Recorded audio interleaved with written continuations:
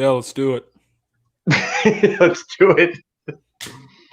What's going on, guys? Butcher672 coming to you guys with a live stream with your co-host with the most, Philly Jim, right here with you. How you doing, Philly Jim? What's going on today? Doing pretty good, man. It's good to be here again talking about the Philadelphia Eagles. So let's just hop into it. All right. So game week is upon us. So let's go over the Eagles. Let's go over the final roster for the Philadelphia Eagles because we didn't go after that. I think we went after like the practice squad, guys that were cut or whatnot. So just going to read the whole thing right now. So let's go over the final roster really quick. So a quarterback, Carson Wentz, Nate Sudfeld, Josh McCown. Running back, Jordan Howard, Miles Sanders, Darren Sproles, Corey Clement. Wide receiver, Alshon Jeffrey, J.J. Arcega-Whiteside. The other wide receiver, Deshaun Jackson, Mac Hollins. And then you have Nelson Aguilar. Tight end, Zach Ertz, Dallas Goedert. Left tackle, Jason Peters, Audrey Dillard. Left guard, Isaac Sabalo, Matt Pryor. Center, Jason Kelsey, Nate Herbig. Right guard, Brandon Brooks, and Big V. Right tackle, Lade Johnson, Jordan Mailata. Defensive end, Derek Barnett, Vinny Curry, Sharif Miller. Defensive tackle, Malik Jackson, Timmy Jernigan. The other defensive tackle, Fletcher Cox, Hassan Ridgeway. The other defensive ends, Brandon Graham, Josh Sweat, Deshaun Hall.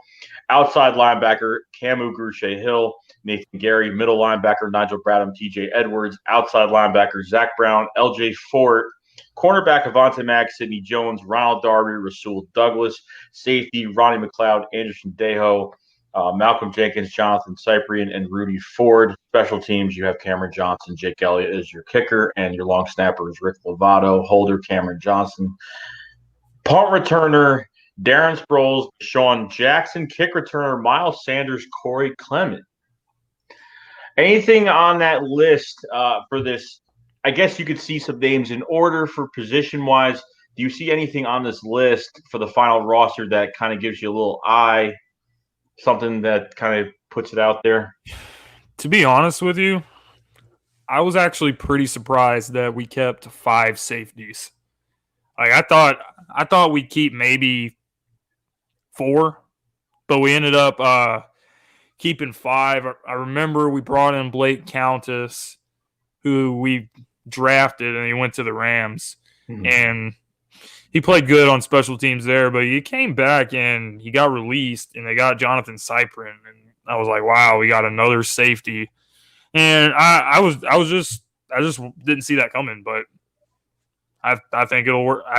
I think the Eagles know what happened. Well, the complete debacle that happened at safety last year when, with Corey Graham back there, it was just horrible.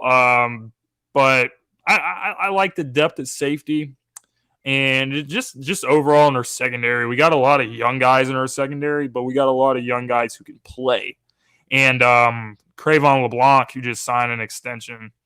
When you just talk about the safety position, when Cravon LeBlanc gets back, that gives Jim Schwartz the ability to, get creative with his defense.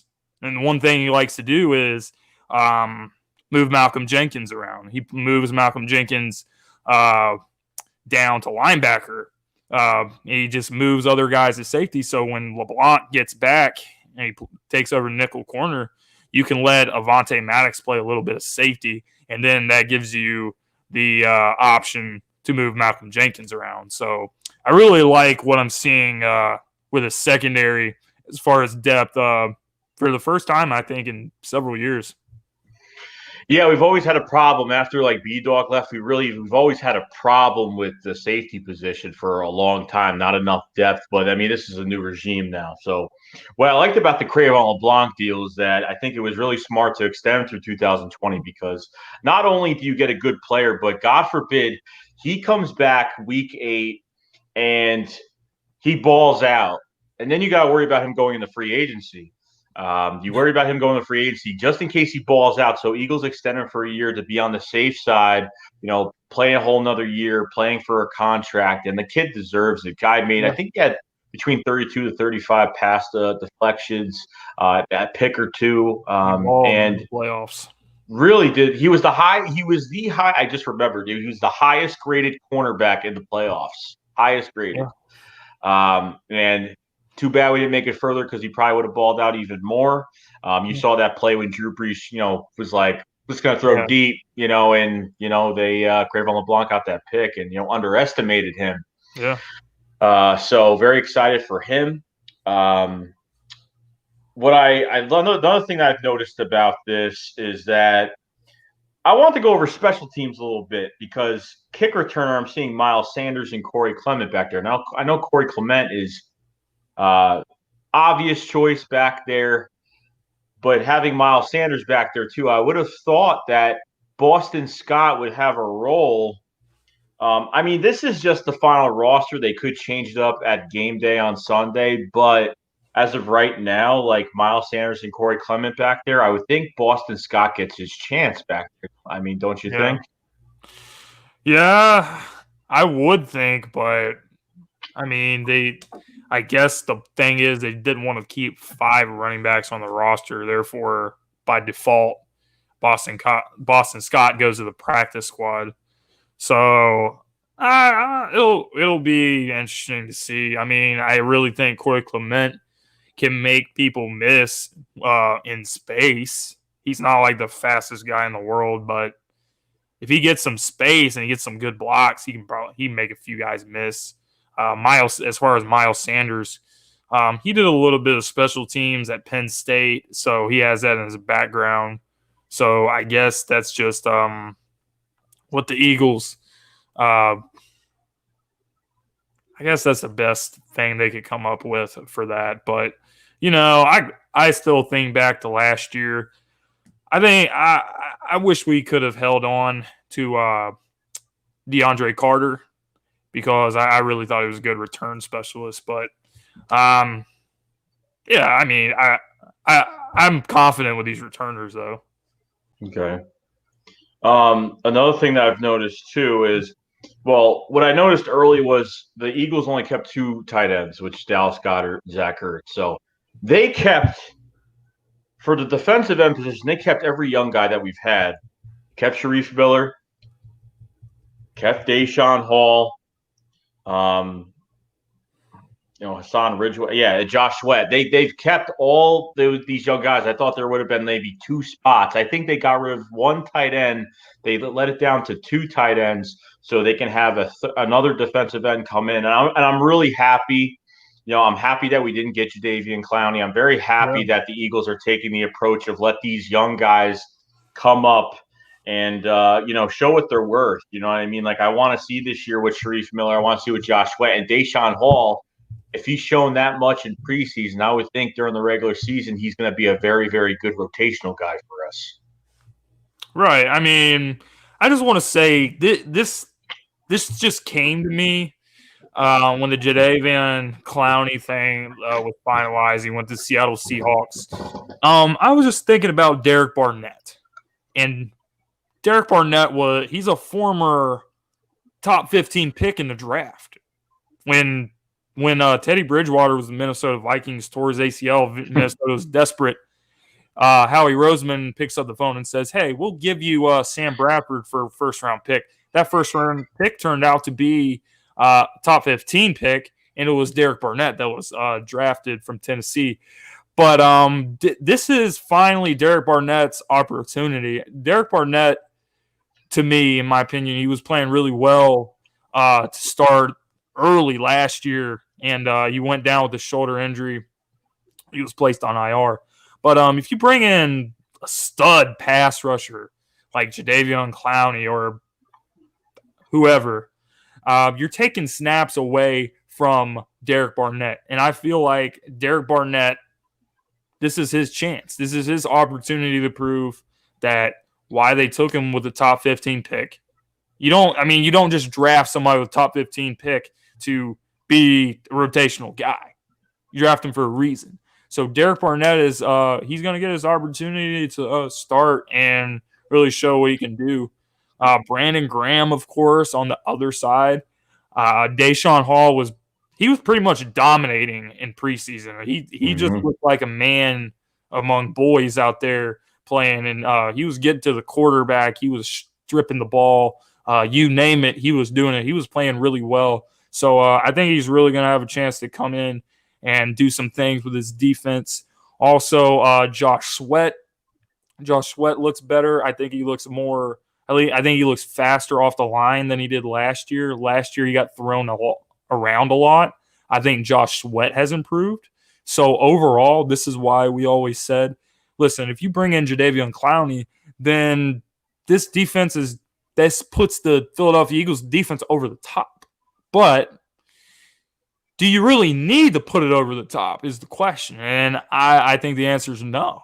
Because you are so deep at defensive end and defensive tackle that this defensive line is just going to be a handful to deal with regardless if you bring in Clowney or whoever. And that's just that. Yeah, because it's not, you know what, it was, for me, getting Jadeveon Clowney was like, it was way too much money to take on, like almost like 16 mils, like not 15.94, 15.96, whatever it was. It was way too much money. Maybe if it was a lower cap hit, but at the same time, you need to let these young guys play. And I agree with you. Like Josh Sweat looked a lot better. He got a ton of reps this preseason. You know, he was getting thrown around last year, and he looked like he had a nice get off, a nice quick first step coming off the line. And you know what? Sharif Miller, I'm not going to expect, like, you never know. I'm not going to expect a huge year from Sharif Miller, but at least I want him to be productive in the rotation, do what he's got to do. You know, I give him like a pass this year just because, you know what, he needs to learn everything and needs to, you know, maybe he'll get in his rhythm later in the year. You never really know. But these young guys, this is how you build a team, and this is how you build a team. And you can't. It's easy just to bring free agents in here, pay all this money, you know, and do stuff like that. But you know what? I'm glad we didn't get him, you know, overall. And I even said from the beginning we didn't need him. I think it's just a luxury to have him because we're spoiled enough right now, and I think him would be.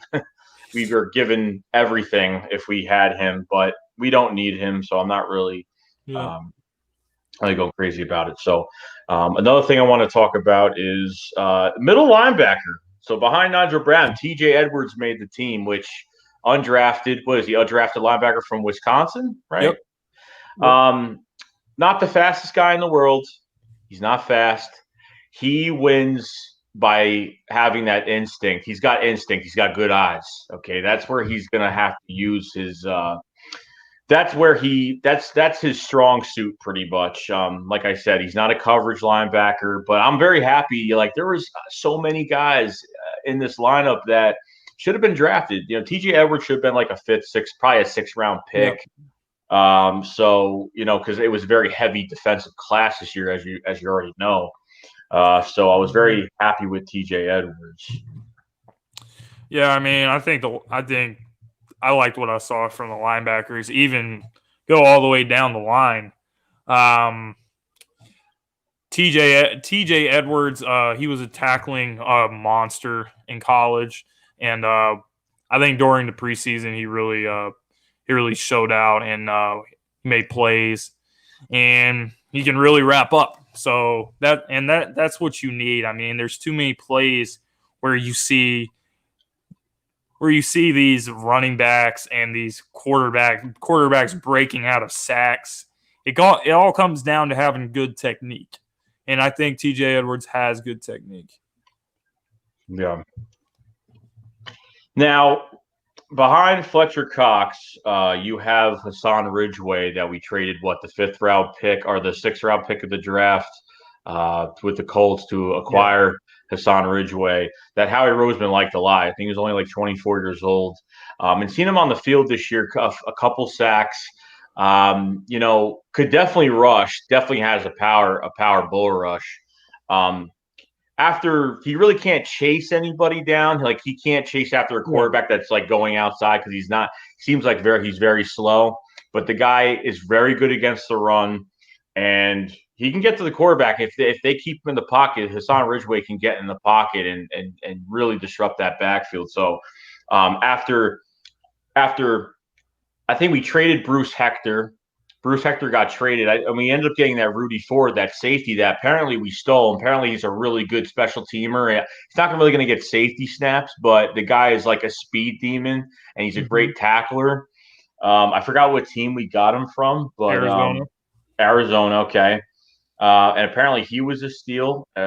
So I was really happy with that. We all know that, because Trayvon Hester, he went the Redskins that ended up picking him up on waivers, as well as Wendell Smallwood. Josh Adams went to the Jets. So I'm very happy with this roster. If there's really nothing else, I'm happy with the offensive line, the receivers, running backs, of course, Jordan Howard, Miles Sanders, Darren Sproles, Corey Clement. I think the one thing we're probably worried about is Doug overusing Darren Sproles like he did in 2017. And I really hope he doesn't, because we have so much more talent with this run game. So many young guys, Andrew Clement and Jordan Howard is still at 24, probably still a young guy. So I'm very happy with this. Losing Wendell Smallwood, I flipped out on Twitter. I was like, no, but it is what it is. And Wendell was getting a little feisty this week with some comments that he made, saying that he's ready to, quote unquote, come into Philadelphia on Sunday and whoop up on his old teammates. Just want to point that out. Yeah, I don't even know. Is he even on the – I don't think he's on the active roster. I think he's on the practice squad too. And Josh Adams too. Like, Josh, I'm telling you right now, if next year – if these players ended up if they end up getting released, there's no doubt in my mind the Eagles will pick them back up next year, and it's going to be one of those players where they're not going to make it anywhere else. The only reason they have the success that they did have was because they were with us. They were with the Philadelphia Eagles. So Wendell just needs to stop. I mean, he on Twitter, it was like he had a really nice thing on Twitter. He said, like Philly. I forgot what he said, but he said, thank you, Philly, forever. I think he said, which was cool.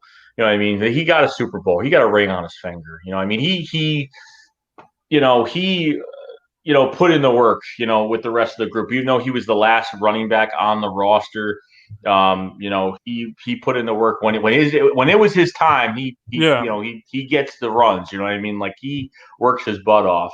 But you know what? It is what it is. He's not going to be playing Sunday, so I don't know why he's gloating so damn much. I mean, he's going to get interviewed and be asked these questions.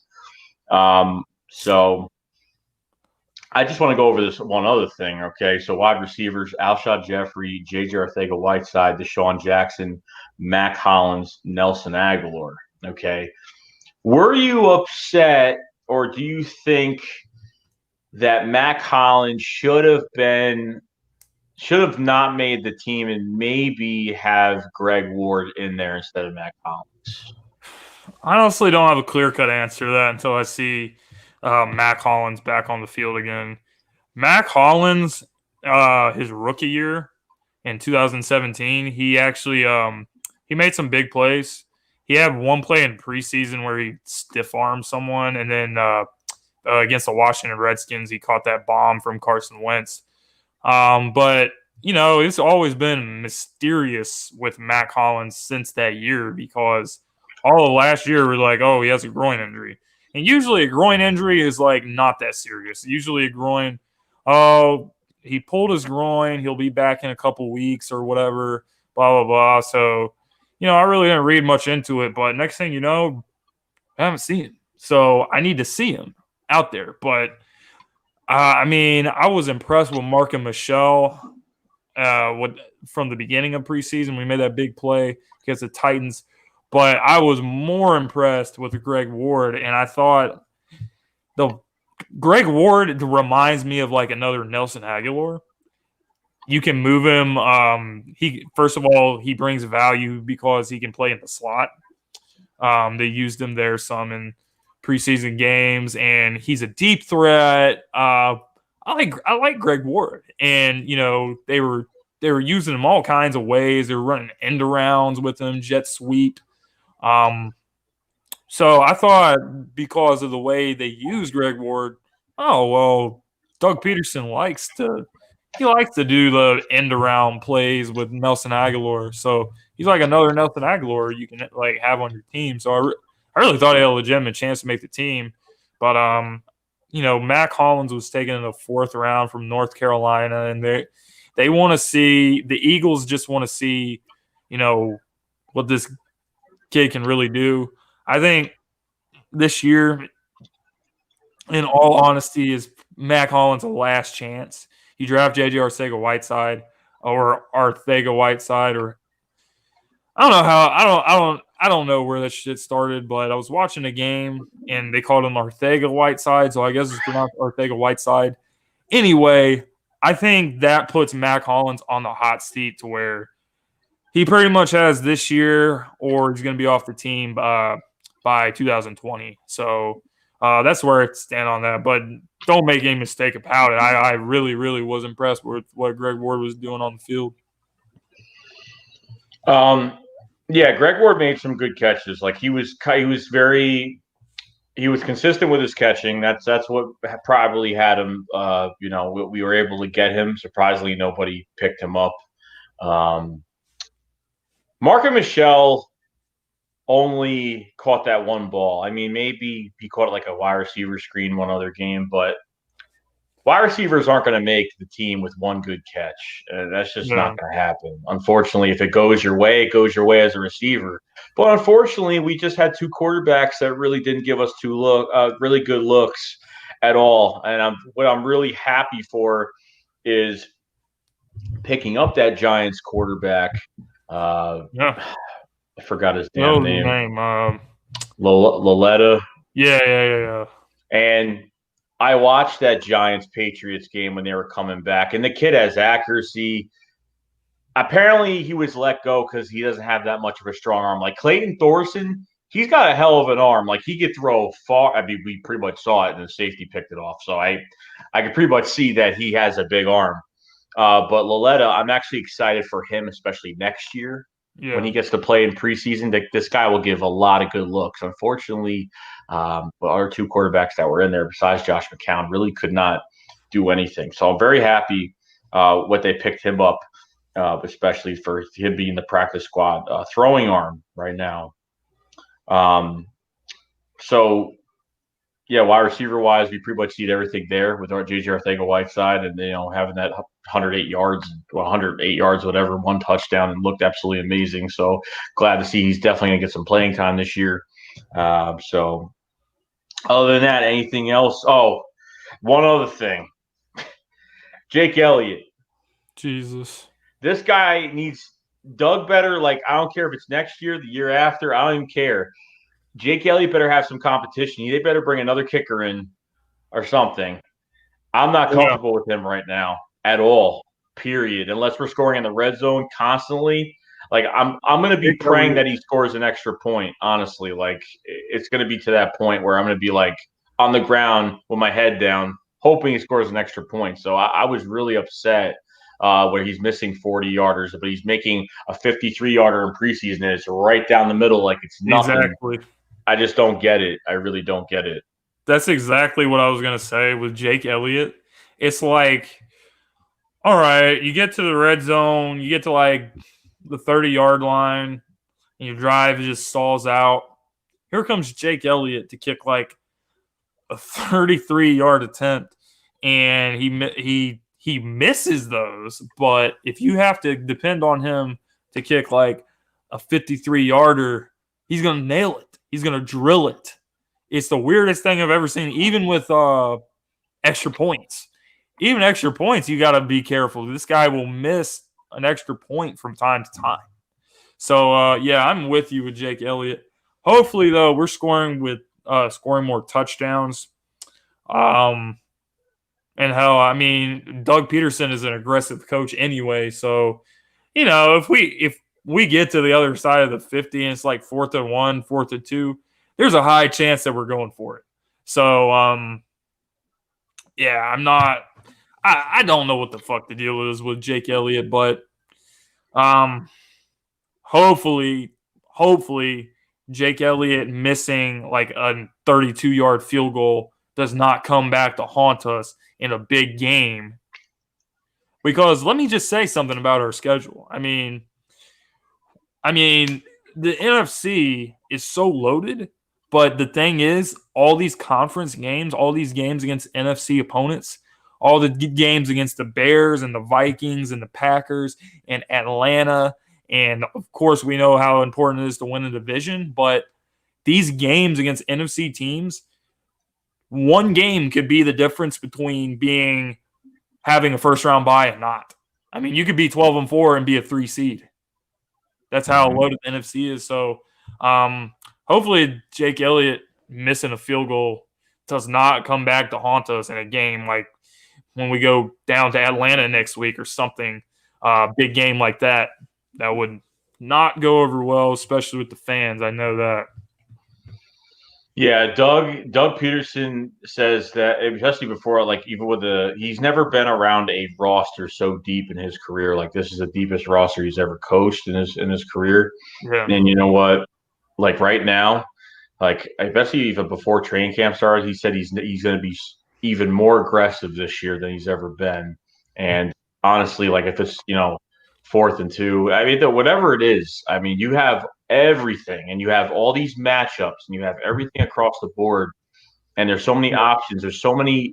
Mike Rowe and Doug can do so much and be so creative with these plays, because there was a lot of plays in 2017 that I did not even know that. Like, never knew. Like some plays, I'm like, oh, ooh, like you just never know what they're gonna do, and it was, you see in the Super Bowl with the, Philly. So Philly special. So you never know what's going to happen.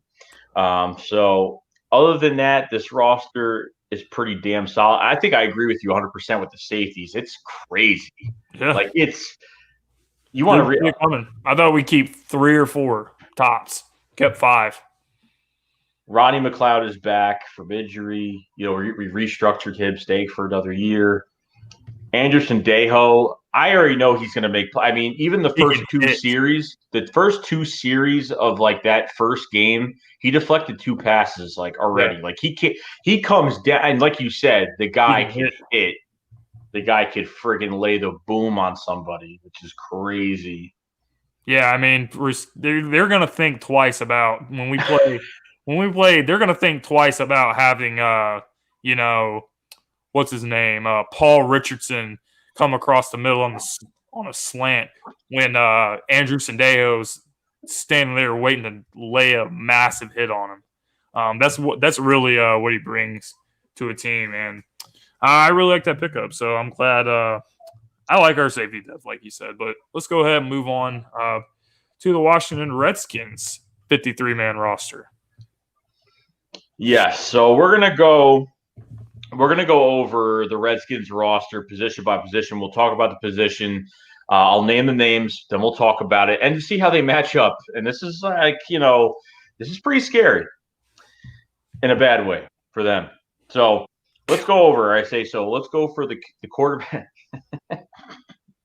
Oh God! All right, yeah, I can't even keep a straight face. So the quarterback position. So you have Dwayne Haskins, Case Keenum, and Colt McCoy. Your input on that whole group right there. Case Keenum starting quarterback. I just gotta say something. I can't hold it anymore. Case Keenum, really? There was a video of Case Keenum when like NBC Sports Washington was interviewing him, and he was all like, "Oh, I remember what it was like walking off the field at the NFC Championship game. And let me tell you something right now. I have used it." And I'm sitting here like, bro, if you have used it, it got your ass traded again to another bad team. So, I mean, I hope if how he played last year with the Broncos is quote unquote how he's used it, I welcome him to do that. But if you look at these quarterbacks, I mean, you draft Dwayne Haskins. A lot of people are saying, why aren't they playing Dwayne Haskins? Why aren't they playing Dwayne Haskins? Well, it's easy. You don't want to put a rookie quarterback in a situation when he's surrounded by dog shit. The offensive line is terrible, and we'll get to all the positions. Receivers, terrible.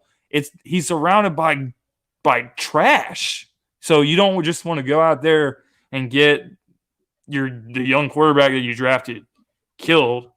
You'd rather get Case Keenum killed or Colt McCoy killed. So that's why you're not playing. But you go ahead. Well, you're right about one thing. Dwayne Haskins, yeah, he cannot. He ain't ready. He is not ready. He's overthrew balls, underthrew. I was going over what all these guys did in preseason, and it wasn't good. Colt McCoy has been in the system for a long time, and if it was me, he would be starting because he's just got more experience.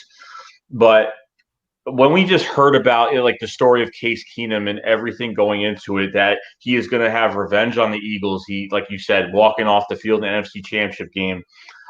He's going to use that as a motivator, but the story is not going to go well for him. And we're going to go over these other positions in a minute. We're going to tell you why it's not going to go well for him, period. So Case could try as hard as he wants. He's in that pocket. He's done. That's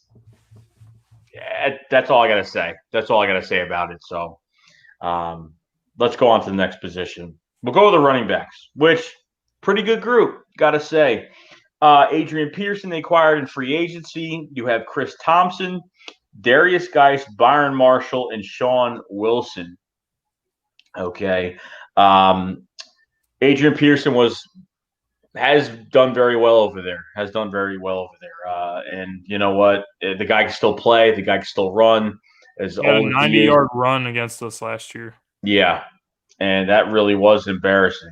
Chris Thompson is like the speed running back. You can line him up anywhere you want. Chris Thompson's a guy you have to watch out for in the backfield as well. And Darius Geist, still coming back from injury, is a very physical running back. He has very good. He's got very good balance. He's got good balance on his feet. He's got a big lower body. He's got good balance on his feet. He could carry tons of guys on his back while he's going downfield. So don't know what's his status for the game, if he's going to be coming in, if he's going to be sitting out or whatnot. He might be dressed, but he's probably not ready for game start right now. And then Byron Marshall and Sean Wilson, they're probably not really they're going to be on standby mode, probably not even going to be playing. So the running back group is pretty damn good between Adrian Peterson, Chris Thompson, and Darius Geist. Those three guys, pretty good, I got to say. Yeah, I mean, their running back group is probably their best, maybe their best position. I mean, with Geist and Thompson and AP, that's a pretty good group right there. I mean, Thompson's a good third down back, can catch the ball out of the backfield really well. Adrian Peterson, even though he's old as shit, he had a couple good games with the Skins last year. And I mentioned a 90-yard touchdown he had against us. So that was rough. But, yeah, guys, they drafted him. The Eagles had interest in him. Doug talked about him today, and he mentioned how he's a physical runner and can run downhill and all that, and they were high on him until he had the meeting with Deuce Staley and blew up on him. But that's another story. But I'm not overly concerned about shutting down the Washington Redskins run game. Which, yes, 100%. We'll get to why. We'll get to why soon. Next position is wide receivers. You have Trey Quinn, Paul Richardson, which I wanted free agency like a couple years ago really badly. Thank God we didn't get him. That's still bad. That's coming off an injury, by the way. Terry McLaurin, Kelvin Harmon, Robert Davis, and Steven Sims Jr.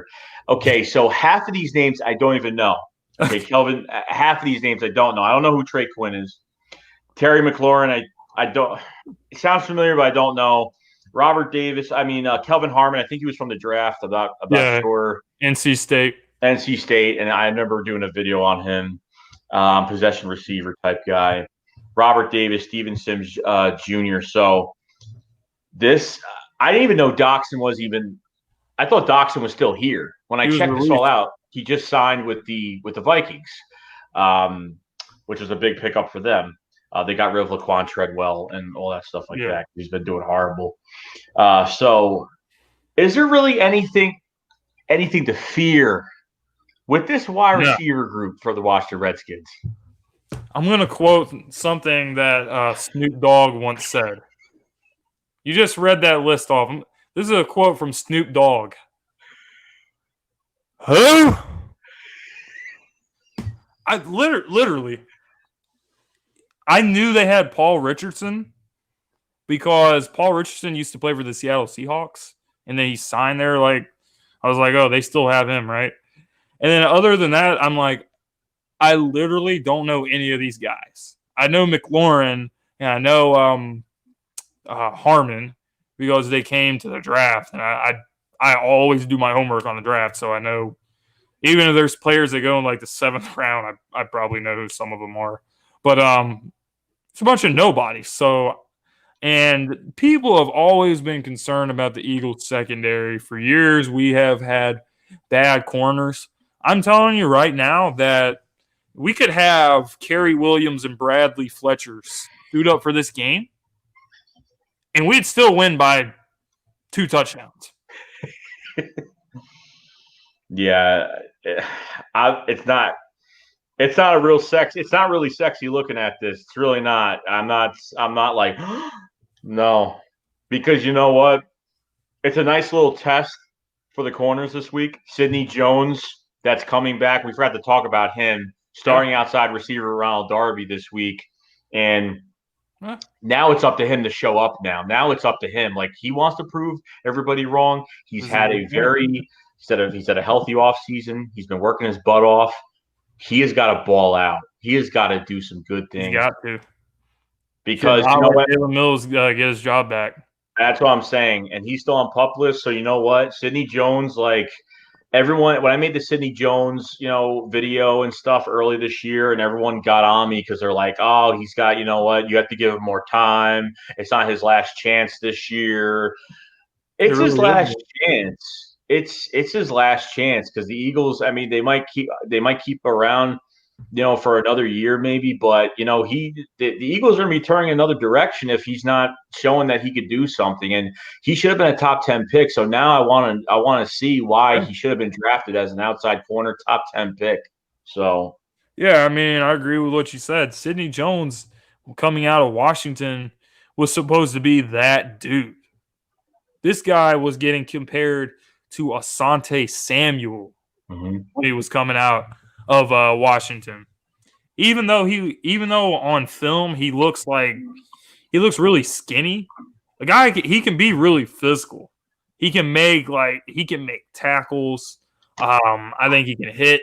I liked Sidney Jones. I really liked the pick, but he had his torn Achilles at his pro day. He pretty much didn't play the whole season. He played some in that last mail-it-in game against Dallas 2017.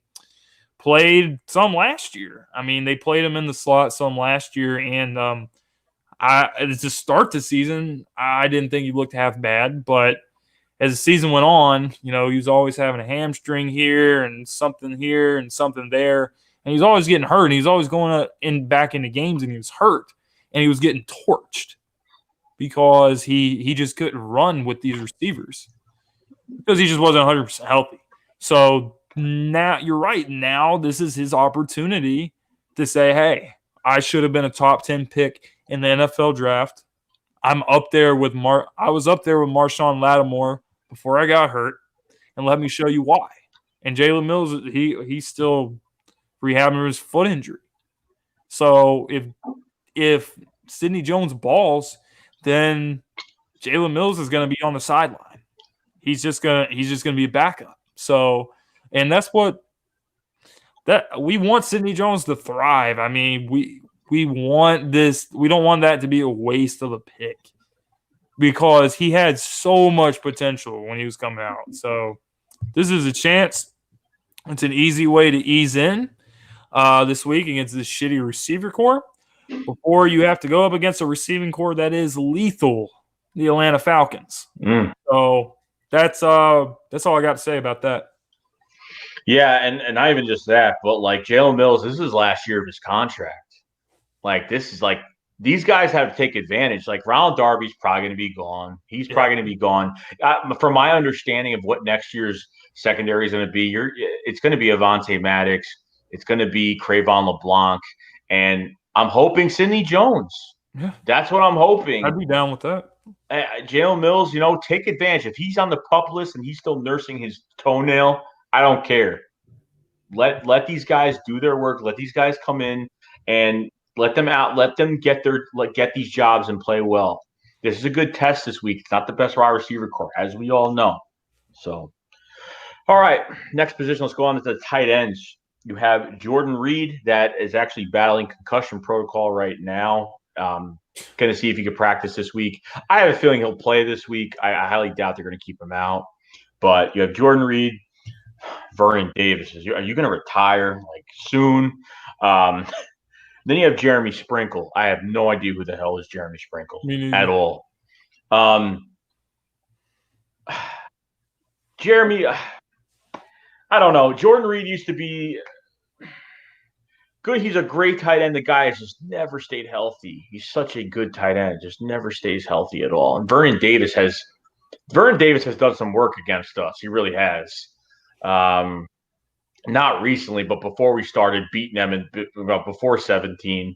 I don't think much of it. I think these linebackers can get a good grasp on covering these guys. I really don't have a huge problem with it at all. They're not going to beat us with their tight ends because it's not going to be enough.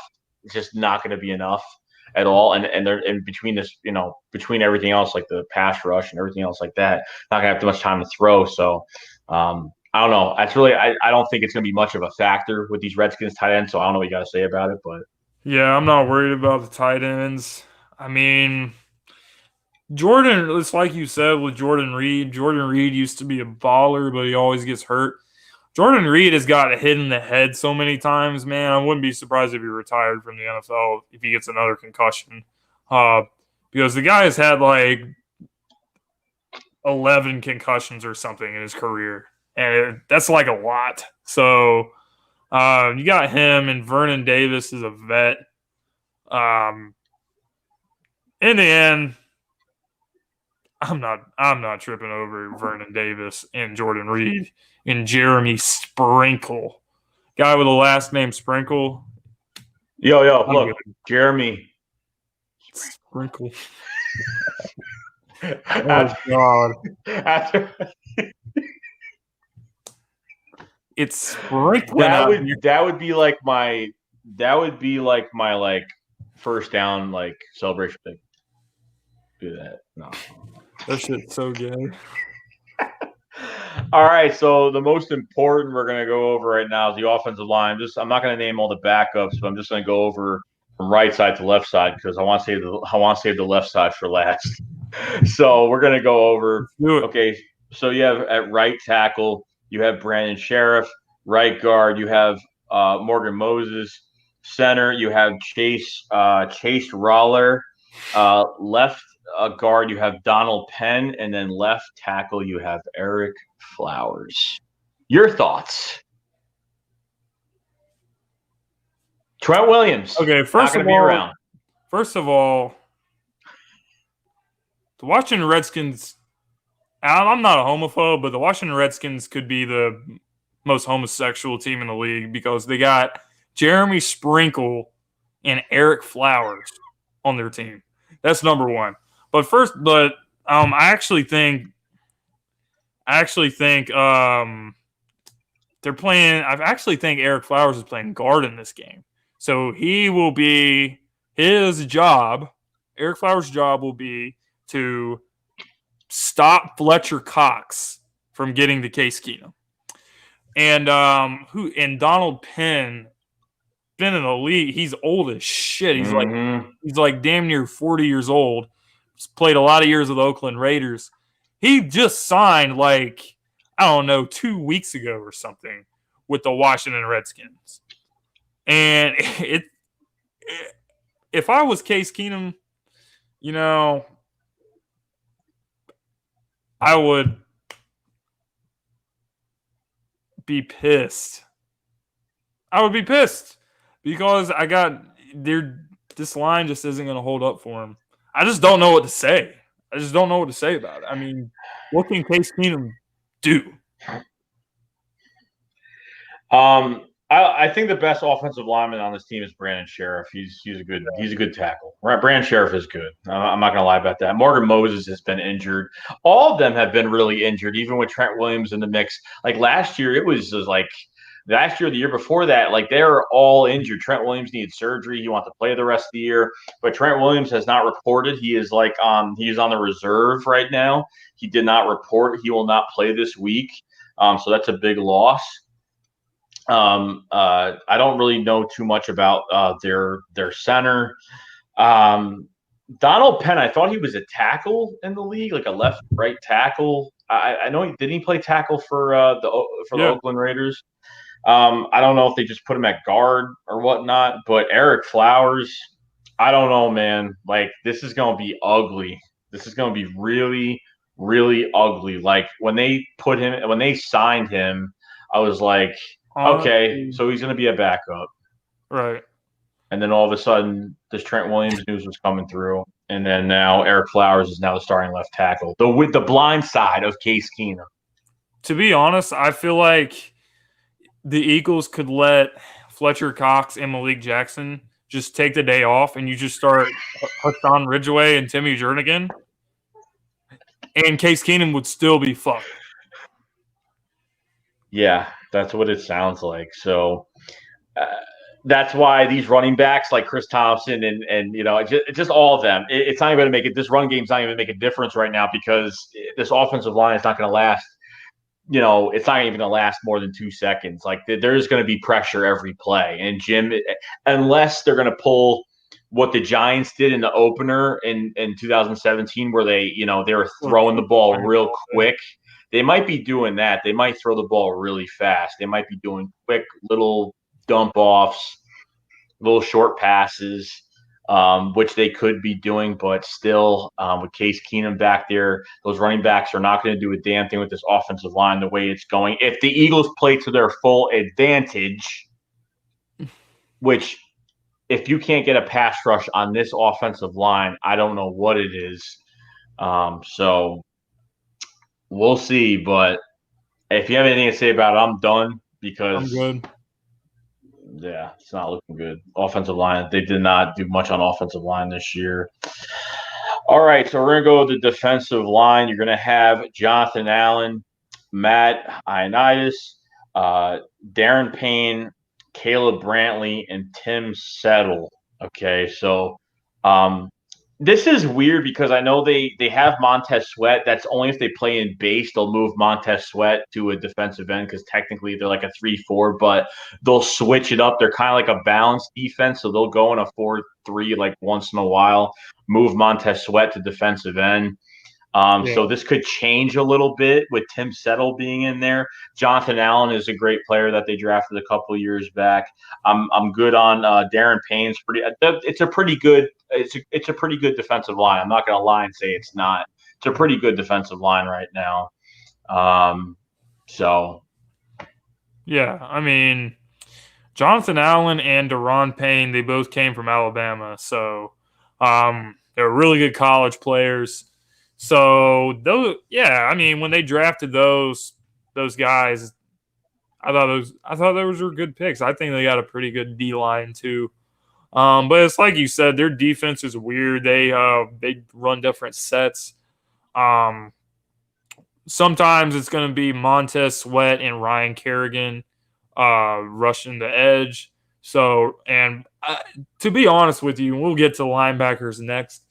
The main guy you got to slow down is Ryan Kerrigan with his defense. I think from games we've played against them in the past, Ryan Kerrigan he's had some big plays against us. So the main concern is Lane Johnson taking care of Ryan Kerrigan, holding him at bay, keeping him off Carson Wentz. Other than that, there's not too much to be concerned about. Yeah, and I totally forgot they signed Preston Smith this year at defensive line, and he ended up getting hurt, so that was a huge loss too. I totally forgot Preston Smith was on the team, Mm-hmm. and he ended up getting hurt, so that was a big loss for the year. That would have been a nice contribution to that defensive line they do have. Is this defensive line as good as ours? Hell no. Is it okay? Definitely. It's definitely got some Yeah. pieces there, but I'm not saying it is not as deep. They literally have nobody behind that. Nothing. So, other than that, we can go on to outside linebackers. So you're going to have Ryan Kerrigan, Montez Sweat, Ryan Anderson, um, Casanova McKenzie, and Jordan Brailford. Like you said, Ryan Kerrigan has caused problems for us. You know what's crazy about Ryan Kerrigan? He has had 11 and a half sacks against every NFC East team. 11 and a half Wow. sacks each, which is amazing. He's a great player. Lane Johnson has it's been on and off with him, but most of the time he's taken him over. He's definitely taken him over. But that's definitely a guy that they can move around. Ryan Kerrigan could definitely move around wherever the hell you want to move him around. And Montez Sweat as well. Montez Sweat, I checked out his stats during preseason, and how like the reporters were, the Redskins reporters were going after him. Montez Sweat had flashes. He really didn't do well in preseason, but you never know. Preseason is preseason, but it could all change during the season. But Montez Sweat was very up and down. It wasn't consistent. So we'll see what happens with Montez Sweat during this game. But Ryan Kerrigan is the main guy outside linebacker you really do have to watch out for. For sure. Yeah, you pretty much nailed it. I Okay. agree with Kerrigan. Like I said before, he's pretty much their X factor. Middle linebacker for the Redskins, you have John Bostic, Sean Dion Hamilton, Cole Holcomb, and Josh Harmey Clemens. Who? A middle linebacker, I don't think John Bostic. No, he's nobody special, but that's the starting middle linebacker. But he's not going to be he's not going to be a problem. So middle linebacker, anything to say about it? Because I don't. I think they're very weak at middle linebacker. Period. Me too. I mean, Zach Brown was their inside linebacker last year. Now he's with us. So now, yeah, these linebackers are fucked. They are not hanging with Zach Ertz and Dallas Goedert all game. They're gonna get shredded. All right, let's go to the Redskins cornerbacks. You have Josh Norman, Dominique Rodgers-Cromartie, Quentin Dunbar, Jimmy Moreland, Greg Stroman, and Fabian Moreau that I think they drafted this past year. Fucking DRC. Why?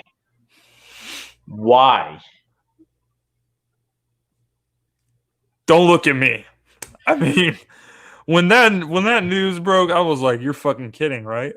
I was like, "Where's Sports Talk Barry?" I thought this was like some made up shit. Um, when that news broke, all right, and we remember DRC. We traded for him from the Arizona Cardinals, and we were like, "Oh yeah, he's gonna be good." He fucking Yeah, sucks, it was horrible. really bad. And what the hell is he starting? Is he actually starting? We'll see. But if he's starting, he has to cover Deshaun Jackson. They said Josh Norman, who's still a good player. He's not as good as he was when he was with the Panthers. I think he fits the Carolina Panthers defense a lot better. But anyway, they're going to be shadowing Josh Norman with Alshon Jeffrey. He's going to be following him around the field. But you're going to have some nobody trying to run with Deshaun Jackson the whole game. And it's going to be curtains because Deshaun is just going to run. He's going to run a fly route. He's going to run right by one of these guys, and he's going to be wide open. Touchdown. Their safety, and we're about to get to their safeties. I'm kind of jumping the gun a little bit, but they lost DJ. They got rid of DJ Swearinger. And DJ Swearinger really didn't do shit either. And then you bring in Landon Collins. I remember there was a play in 2017 when Zach Ertz put DJ Swearinger on skates. He juked the shit out of him. But yeah, and they bring in Landon Collins, and Landon Collins is a safety that specializes in the blitz. He is really not good. He's really not good at pass coverage. I mean, if you tell him, all right, cover Zach Ertz, cover Nelson Aguilar, cover Dallas Goedert, or whoever, it's not going to end well. The secondary overall is going to get torched. And you know what? I'm here for it. So what it says here about the cornerback position of what's going on, it says Norman and Dunbar return as the starting outside corners, with Jimmy Moreland and Fabian Moreau expected to primarily work in nickel packages covering the slot. Veteran Dominique Rodgers-Cromartie offers additional depth and speed on the outside, and Greg Stroman offers versatility on both defense and special teams. So DRC is going to be more depth. I mean, he's going to be like the next man up pretty much at the outside corner position. Then you have Josh Norman and Dunbar starting on the outside. And if Josh Norman is going to cover Alshon Jeffrey, you're going to have Deshaun Jackson, like you said, Deshaun Jackson out there with Jimmy Moreland. Jimmy Moreland going to run with Deshaun Jackson? I don't think so. Not happening. So this is a guy that's, especially with Josh Norman, this is a guy that's, getting paid a lot of money. And I feel like he just plays one side of the field constantly. He's like almost like he always plays like one side of the field. Like the left side is like his side. I don't know. Well, if he's facing the field, it's his left side. I'm saying. So we're gonna have to see. But Doug is gonna have there's a lot of mismatches in this. You look at their defense, a lot of mismatches, especially at cornerback, and they don't have the best guys out there. They really didn't do much at corner other than the Fabian Moreau pick. Nothing much there. So if you're done with that, we can move on to the next position. Safeties. Okay, we already talked about Landon Collins. You have Monte Nicholson, Troy APKE. I don't know how to say that. DeShazier Everett.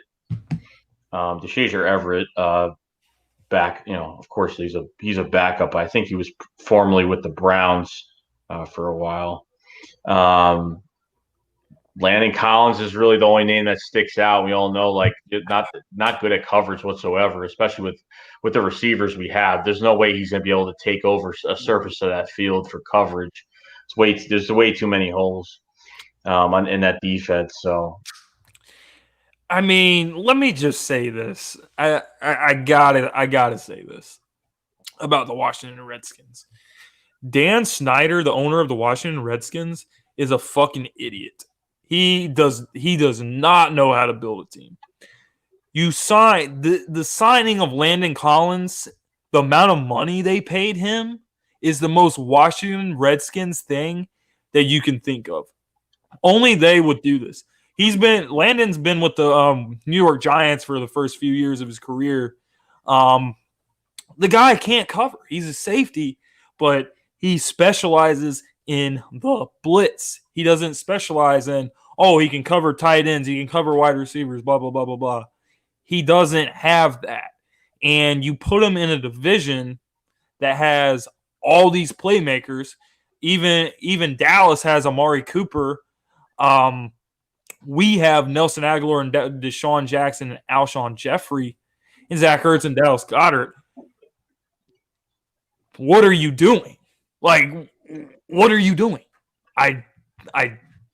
If I was building a team, no way I would have paid him that much to come here when I have to deal with these playmakers on all these teams in the NFC East. It was a stupid move, but it's the most Washington Redskins thing you can really think of. So are you expecting what are you expecting this score to be? Are you expecting to be comfortable going into Atlanta on Sunday Night Football? What are you expecting this game to be this Sunday? Well, at first I was going to say 31-9, but after I saw this little thing, there is going to be a Washington Redskins rally here in Philadelphia on Saturday, September 7th from 6 to 8 p.m. Tollman Joe's Road Rally. It's on East Oregon Avenue here in Philadelphia. If anybody wants to go crash that. But anyway, I mean, when you have a game in Philadelphia and you decide, hey, you know what? We're going to advertise a road rally. That's a terrible idea. I mean, it's one thing if you have it. If you have it, you have it. It is what it is. But if you put flyers out and you like put stuff all over social media, oh, well, be there, blah, blah, blah, at this time, at this street, it's going to get around and Philadelphia Eagles fans are going to find out. I guarantee you, like, people are going to go in there and they're going to crash your party. And it's not going to end well. So, and listen, I've as a sports fan, I have always respected fans going on the road, fans traveling on the road to see their team play. I have a lot of respect for that. But with this being said, you should have stayed home. 39-6. Yeah, this is going to be like someone just said in the comments, like, this is going to be like the Vikings all over again. As long as they don't go on the rocky steps, as long as they don't I mean, still, it doesn't even matter. It doesn't matter regardless. Like you said, they advertised on where they're going to rally. And if you think that this shit is not going to get – they've already advertised it. See, with the Minnesota thing, they just did it. But with this, they advertised it. So now this message is going to be going all around Eagles Nation, and it is not going to be good. It is not going to be good for this opener. For them, it's not going to be good. And they're going to get treated like garbage, which they sure do. They deserve it, definitely. And, yeah, they just can't underestimate this team. This is the perfect test, the perfect week. Yeah. There's a lot of stuff going on. You know what I mean? You know, stay healthy. Doug Peterson's already said that he's not easing Carson Wentz into this game. There's no easing him into this game at all. He is going full throttle, full speed ahead, and he's going to go there and just sling the ball. And that's what I'm expecting Sunday, and that's what Doug is expecting to do on Sunday for whatever game plan he does have. I'm expected to see a blowout. And if I don't see a blowout, then it means we played like shit. It means we played like shit and we can play better. And that's all. I'm not going to say, oh, we're gonna play like this the rest of the year. You know how the Eagles Nation flips out in week one. But I mean, someone asked me earlier today, you know, what would you do if a Washington Redskins fan came to the link and they like put shit on the Philly special statue? Like, what do you think fans would do in that situation? And I was like, I don't know, but I'm pretty sure a lot of people would end up getting arrested. So, as far as like are they gonna vandalize shit? I really hope they don't, and if they do, I hope it's not the Philly special statue. Anyway, and moving on to what you said I watched both the press conferences today with Doug Peterson and Carson Wentz. Doug Peterson was pretty much saying, you know, they were asking him the typical bullshit questions.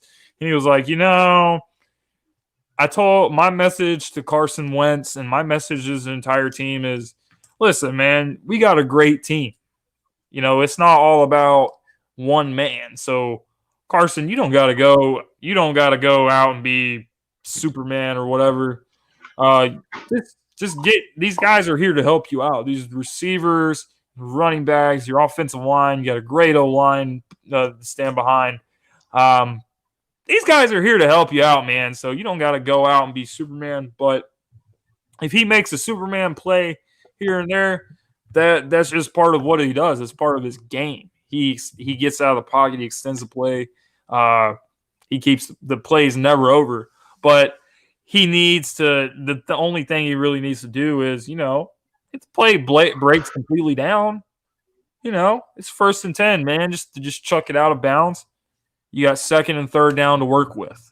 So that's pretty much all it is with Wentz. I don't expect Wentz to totally change the way he plays. Right. I mean, just protect yourself, but it's worse for you to stand in the pocket and take the hit than it is you escape the pocket and throw it out of bounds or whatever. Because that's what happened with Andrew Luck. Andrew Luck retired because he would stay in the pocket and he would take a beating in the pocket. And every time he would get up and he would slap the guy in the ass and say, "Hey, nice hit."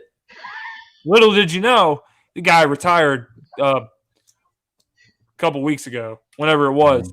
But anyway, I mean, I don't expect him to just, all right, well, Carson Wentz is going to be strictly a pocket quarterback. I don't see that happening. And by the way, when Wentz was at his press conference, he was really excited to tell everybody. They were like, "Oh, so are you going to wear any new equipment so you don't get hurt?" And he was like, "Nope, I'm just taking this damn knee brace off." And he was, you could see it in his face, like he was relieved. Yeah, I bet. Stupid thing. I think the knee brace, I wasn't expecting it to slow his mobility down that much, but I think it really slowed his mobility down last season, on top of playing through a back injury. But anyway, he also said, just to clear it up with the fans, he said, "Listen, guys, I'm ready for the season opener." What he said was, "I couldn't be more ready for this game." He's like, I'm ready to go out. I'm excited. Our fans are going to be there. It's going to be an electric environment, blah, blah, blah. So, I mean, people are just so worried about this guy because he didn't play in preseason. It's like we said on the last live stream. Practices, extremely intense. Ravens were here a couple weeks ago. He got a lot of reps, extremely intense. Earl Thomas said, "Listen, this guy is a stud. Elite. I'm not worried about it." So he says he can't be more ready for this game. I believe him. I see the huge difference in Carson Wentz. Like, remember before OTAs, like when he was getting like all these negative questions, like about his injury and how he's feeling and how's this and that. He was like, he didn't want to be at that press conference. He was so just like, he was just tired of hearing all the bull crap about his knee and this and that and the brace and what he's going to be wearing. And I mean, I don't blame him. But now, like when you said like that press conference he had, he looked so excited, saying, "Yo, I'm going to have this brace off. And I'm going to be the quarterback that I am." And like you said, not going to change much. You can't change the Tiger stripes. Like the way he plays is the way he plays. The play is going to be alive and it's going to stay alive regardless of, am I expecting him to, I'm expecting him to, throw the ball out of bounds if you really have to. Don't go crazy. Don't take a big hit for no reason. If you scramble up for a first down, slide. Don't try to make moves and try to go through everybody like he did in 2017. And if you get in the red zone, you've got so many weapons now. You don't have to make the diving play. You don't need to go unless it's like in a NFC Championship game, unless it's like in the Super Bowl or whatever. Then hell yeah, go do it. But as of right now, when it's so early in the season, he's got so much around him and so many pieces. Like there's no reason for him to sacrifice his own body for some stupid things, to sacrifice himself, get injured, and go through all this stuff. So as of right now, you know what? It's the ball's in Carson's court right now. And, all he's got to do is run with it. And you know what? I have no problem. I have no doubts. I have no problem with Carson Wentz. I am so happy. I'm so amped up and so ready for Carson Wentz to go in there, be the quarterback that he's going to be this year, MVP candidate, do what he's got to do this year. And you know what? Whatever anyone else has to say about it, it is what it is, and people are going to say it regardless. So this is going to be very, very exciting. I can't wait to go myself. I can't wait to be there and watch this with my own two eyes. and it is going to be something special. Whatever, it doesn't even matter what team we face week 1. I'm just excited that we have this opportunity now that Wentz is 100% healthy.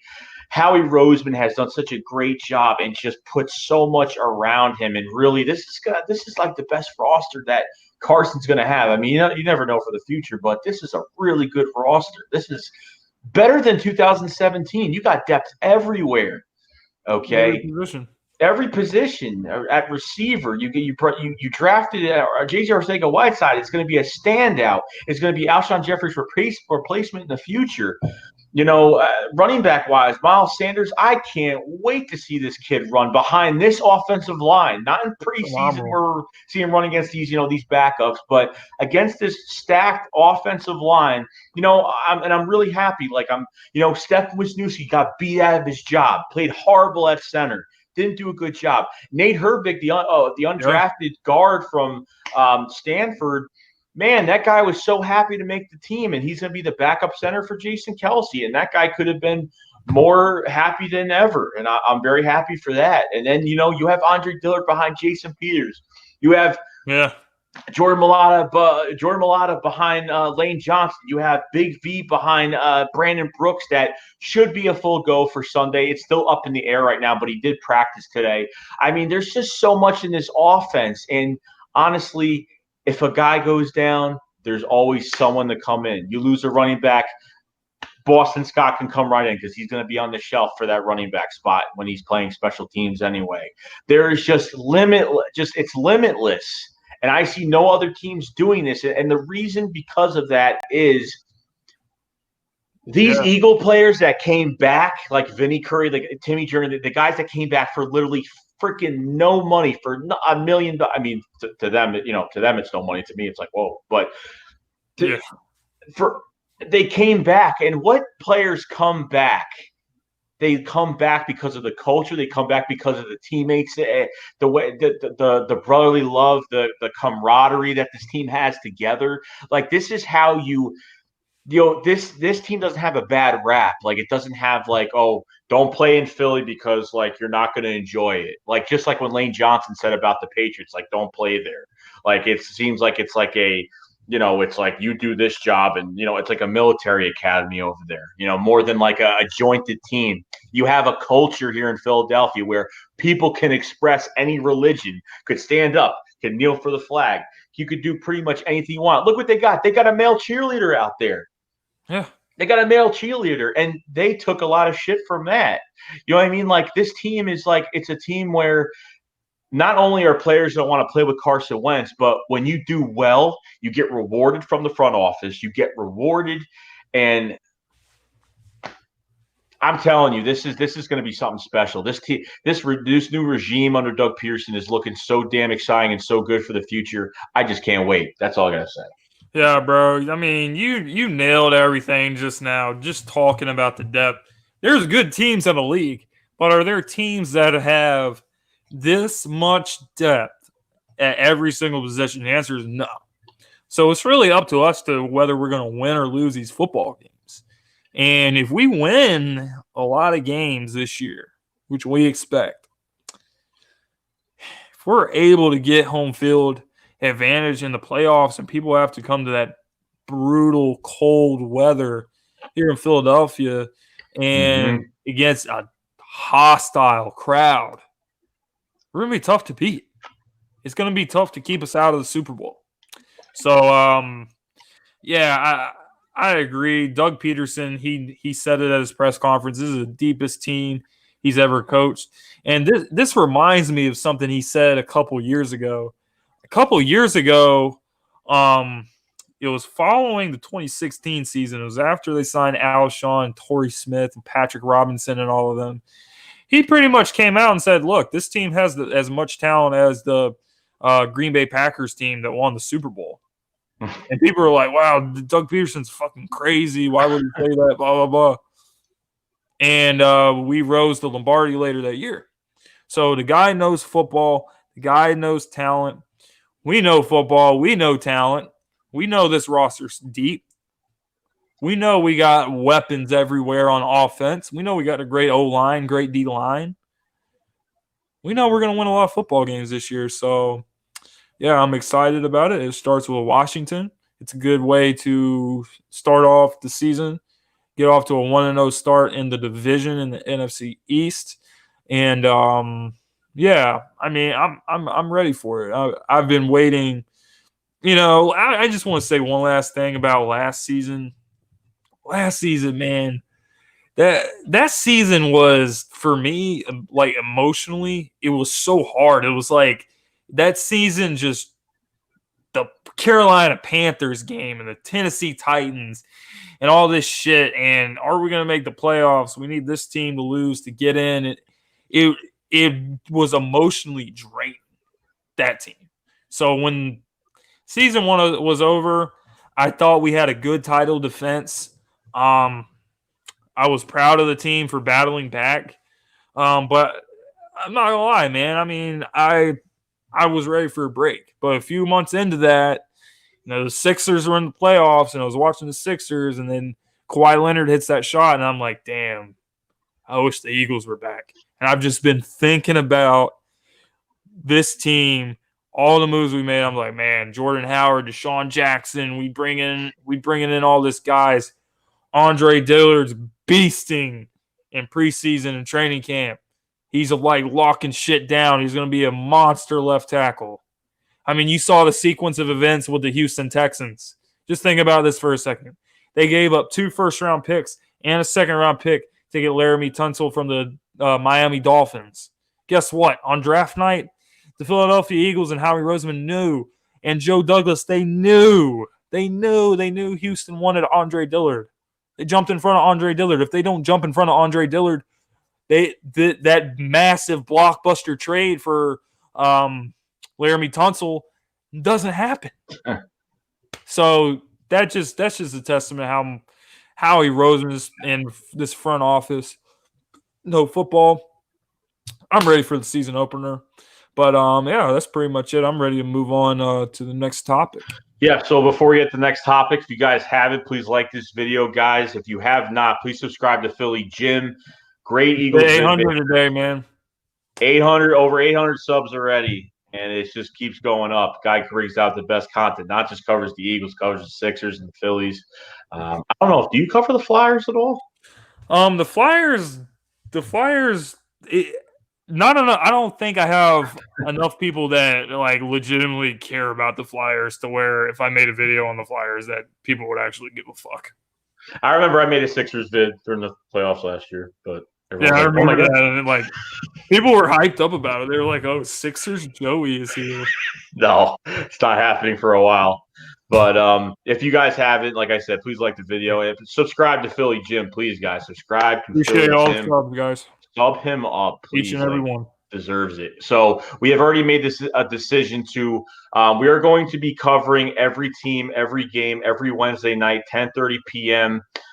So we've decided to. We didn't really know. Like last week, we did it, and we live streamed a little bit last week, but then we kind of made the decision we're going to be live streaming a preview. We'll have our own previews out for our personal videos, but we will be doing we'll be live streaming every week, going over the other team's roster and what's going on with the depth chart, and going over each team going into every week. So you guys stay tuned for that. But please sub Philly Jim, man. He has done a great job with his channel. He works very hard for it, and I really appreciate if you guys support him, give him much love. Okay. So the next onto business, Ezekiel Elliott from the Dallas Cowboys signs his 6-year, $90 million deal, $50 million guaranteed. So you want to start off with that whole thing? Go ahead. All right. I mean, Dallas made the right choice. I mean, there was all this talk with Ezekiel Elliott holding out, and they're like, oh, they don't want to overpay, and Jerry Jones is a great negotiator, and this and that, and all of this. And then Dallas fans, they kind of got pissed off at the whole situation. They were like, oh, you know what, guys, we don't need Ezekiel Elliott to win the NFC East, to make the playoffs, because we have this guy named Tony Pollard. Tony Pollard went to Memphis, and he was Darrell Henderson's backup. And I kept telling people, listen, the guy's not going to come in and replace 1,800 yards of production. So Dallas made the right decision. But, Dallas fans are coming after Eagles fans everywhere.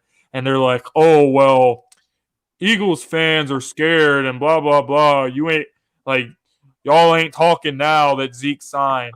And I'm just sitting here like, look, you guys signed Ezekiel Elliott. You guys are the same team you were last year. And last year, you won the division by default. You won the division because in the last game that we played against you, we got fucked from start to finish. And not only that, even if we didn't get fucked, fucking Chandon Sullivan and all these bums and Devontae Bosby starting at corner. Okay?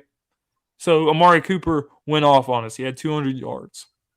Guess what? The chances of that, and I'm going to knock on wood, the chances of that happening again are so low, it's not even funny. So Dallas made the right decision. He's their best player. The question now is, can Ezekiel Elliott stay out of trouble? Because the last thing you want if you're a Cowboys fan is you pay Zeke all this money, you pay him $50 million guaranteed, and then next thing you know, he gets suspended again. You don't want to see that happen. But yeah, I mean, I still believe that the Philadelphia Eagles are a better team with or without Ezekiel Elliott. So yeah, I mean, I didn't really have that much of a reaction to it. I was just like, okay, they signed him. That's what they should have done. What's the big deal? Yeah, I'm just glad this is done because I really want them at full capacity. I want the Cowboys at full capacity when they do come in and when we play them for the first time. And this is what they need. It was a good move. I didn't know if it was going to happen. It wasn't going to happen. There was just Twitter was just all over. It's like, oh, the deal is close. The deal is far away, or it's or we're still talking about it. I'm like, dude, just sign the goddamn contract. Jesus Christ. So at this point, I was really pissed off of last year, and not even just talking about those corners and Chandon Sullivan, Devontae Bosby, but we had Trey Sullivan at safety as well. So we're missing a lot of pieces, a lot of moving pieces. We had to change cornerbacks.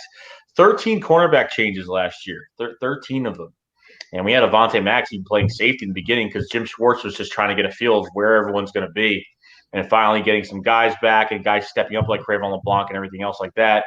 We did get screwed in that game. I never seen such a bad game in my life. And it wasn't just a one call. It was the kick. It was pretty much from kickoff, like you said, kickoff to finish. And it was the kickoff. It was the Dallas Goedert touchdown, which he was hit in the face with a helmet going upfield on top of everything else. So should have had a penalty on that too.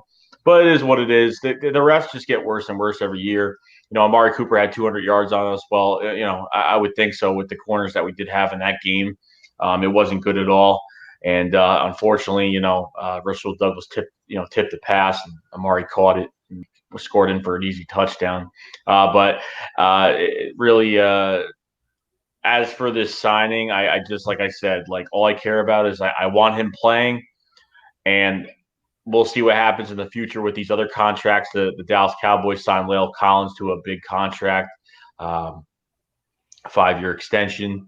They saved about $5.5 million in the process, so I'm guessing that money. They signed more guys than I expected them to sign between Jalen Smith, La'el Collins, now Ezekiel Elliott, and then you still got to pay Dak Prescott and pay Amari Cooper at the same time. So I don't know. That's a lot of big contracts right now. It's a lot, especially the way you could probably talk about this next is go ahead. You could say it right now. So you got me thinking, you're talking about all these contracts, and you're talking about, oh, well, you still got Amari Cooper to pay, and you still got Dak Prescott to pay.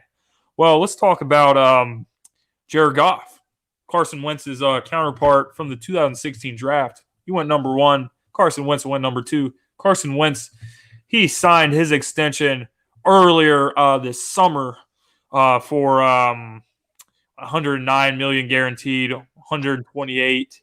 4 years, 128. And Jared Goff, he signs for 4 years, 134 mil, and 110 guaranteed. Well, this is something that Jerry Jones did not want to see happen. You do not want Carson Wentz and Jared Goff to sign first. And they signed first. Now, Dak Prescott, he's already been offered an extension, but he turned it down. So, Jerry Jones, are you really going to just let Dak Prescott walk out the door and just plug in another quarterback? I know people think, oh, well, Dak isn't that good. They should just get another quarterback.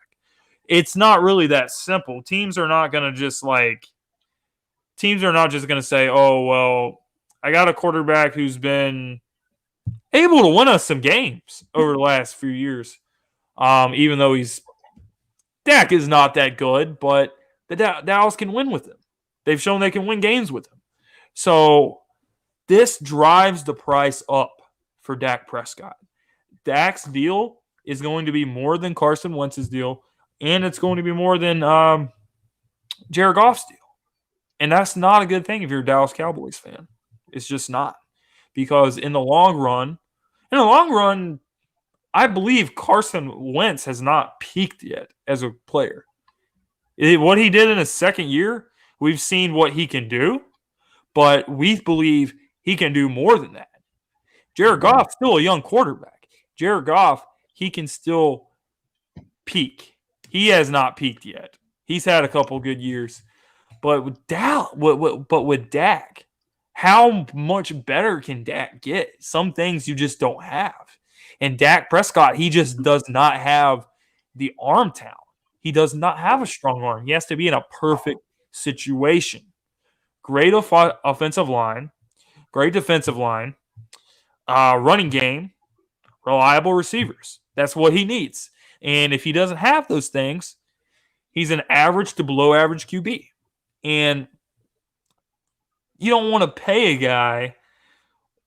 Goff got 110 guaranteed. So if you're Dallas, you're probably going to end up paying Dak Prescott like 112, 113 guaranteed. And he's not worth it. So that's a problem if you're Jerry Jones and the Dallas Cowboys front office. So do you think Dak's guaranteed should be lower than Jared Goff's because Jared Goff has actually made it to a Super Bowl? Yeah, I don't think Dak Prescott deserves that much money, but it's not about if he deserves it. It's just about, what is the market? The last quarterback got paid, and I'm the next quarterback that's getting paid, so I want this much money. That's just the way it is, and Dak is going to get way more money than he deserves. And when the contract gets to like the third year, when you get 3 years into that new deal, Dallas fans are going to be pulling their hair out of their head, and it's just gonna be bad. Yeah,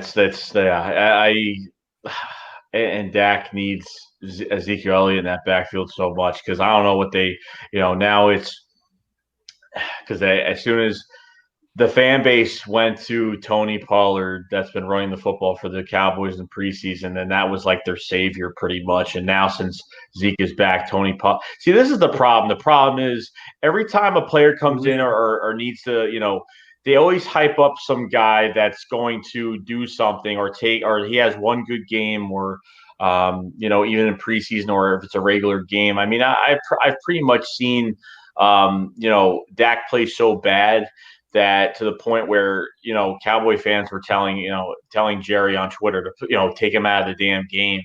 But it is what it is. But like I said, like even whatever these guys are getting paid, Dak I guess has a reason to talk about. I mean, us signing Carson Wentz first screwed everything up, which is great. It's awesome. That's why how he did it, and that's what happened. So now it's like Dak Prescott is like, well, I haven't been injured. Well, I played in 2 playoff games.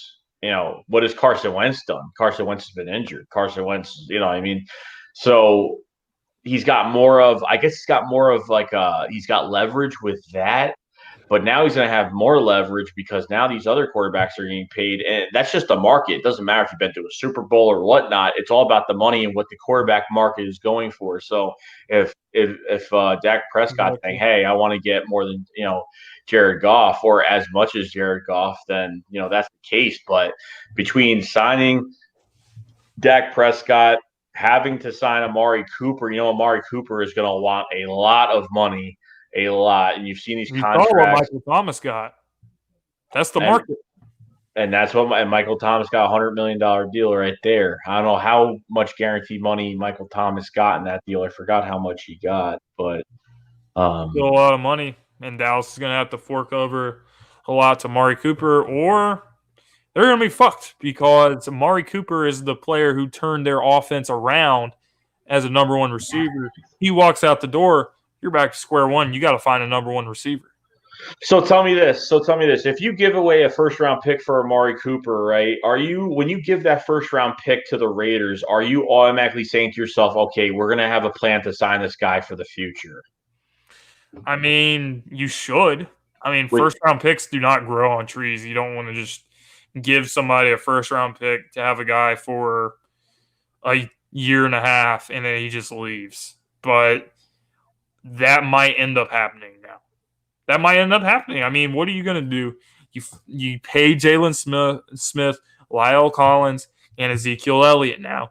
If you pay Dak Prescott however the hell much money he wants, then what is left for Amari Cooper? Is there $100 million more that's left for Amari Cooper? Amari Cooper, even if he's not as good as Michael Thomas, the dude has leverage because he can say, listen, you guys sucked until I came here in 2018. Mm-hmm. And when I came here, I got us to the playoffs. You guys are nothing without me. You guys, even with Zeke couldn't carry this team. I had to come in and play. And so I want my money.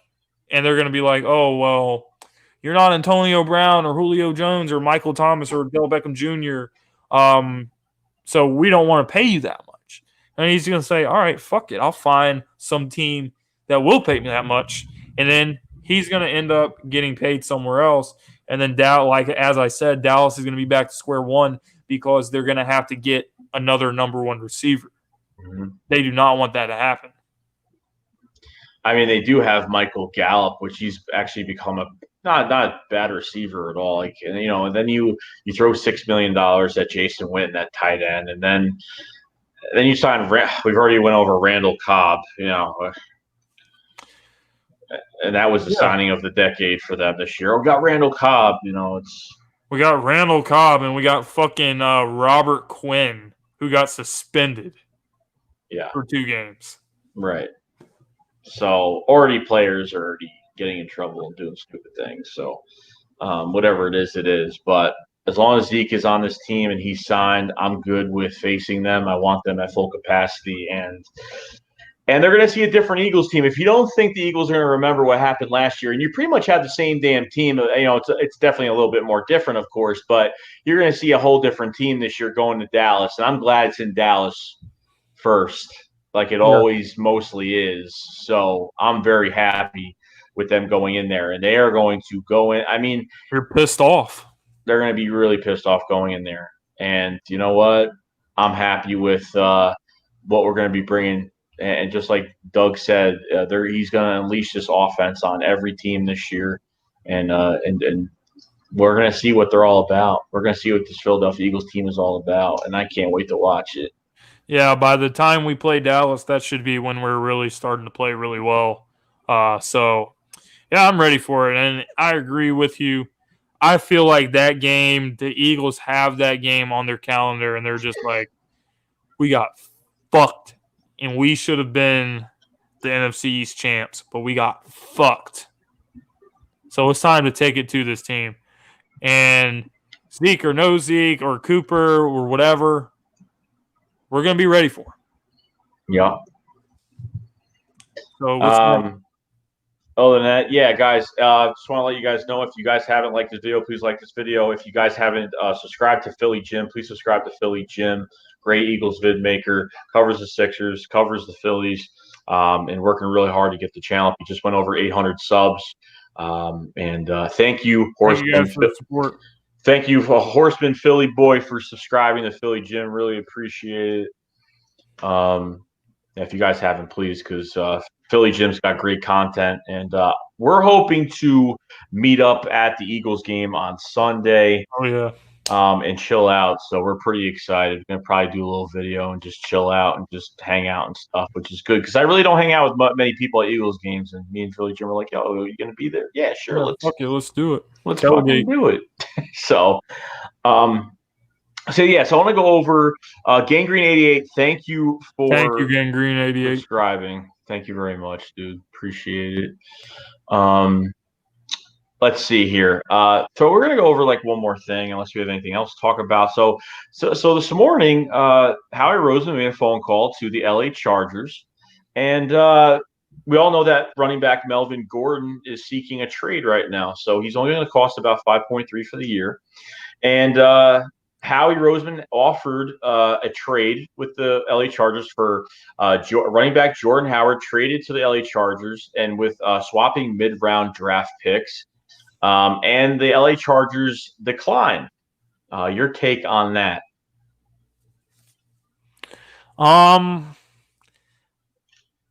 Again, this is something I didn't have like a reaction to. You know, a lot of people were freaking out about it, and they're like, "Oh my God, like the Eagles are trying to get Melvin Gordon and blah blah blah." And I'm just like, guys, why are we surprised? I'm not surprised. I mean, just the other day, Howie Roseman was talking about how every time there's a player that becomes available, it doesn't matter who it is, they look at every single player and they're like, you know what? Let's just for the hell of it, let me get on the phone and here's the terms of the trade. Chargers get Jordan Howard. We get Gordon. We swap mid-round picks, so whether that's a third-round swap or a fourth-round swap, I don't know. They get Jordan Howard. And this is the kicker right here. Howie Roseman said, we'll give you that, but you got to eat Melvin Gordon's salary because we ain't paying it. And then the Chargers were like, no, I'm not going to do that, because that's basically like, there's in no way did the Chargers win that trade. All right, because I love Jordan Howard. I want to keep Jordan Howard on this team. Let me be very clear. Mm-hmm. Just from being an unbiased fan, Melvin Gordon's a better player than Jordan Howard is. He's a better player overall.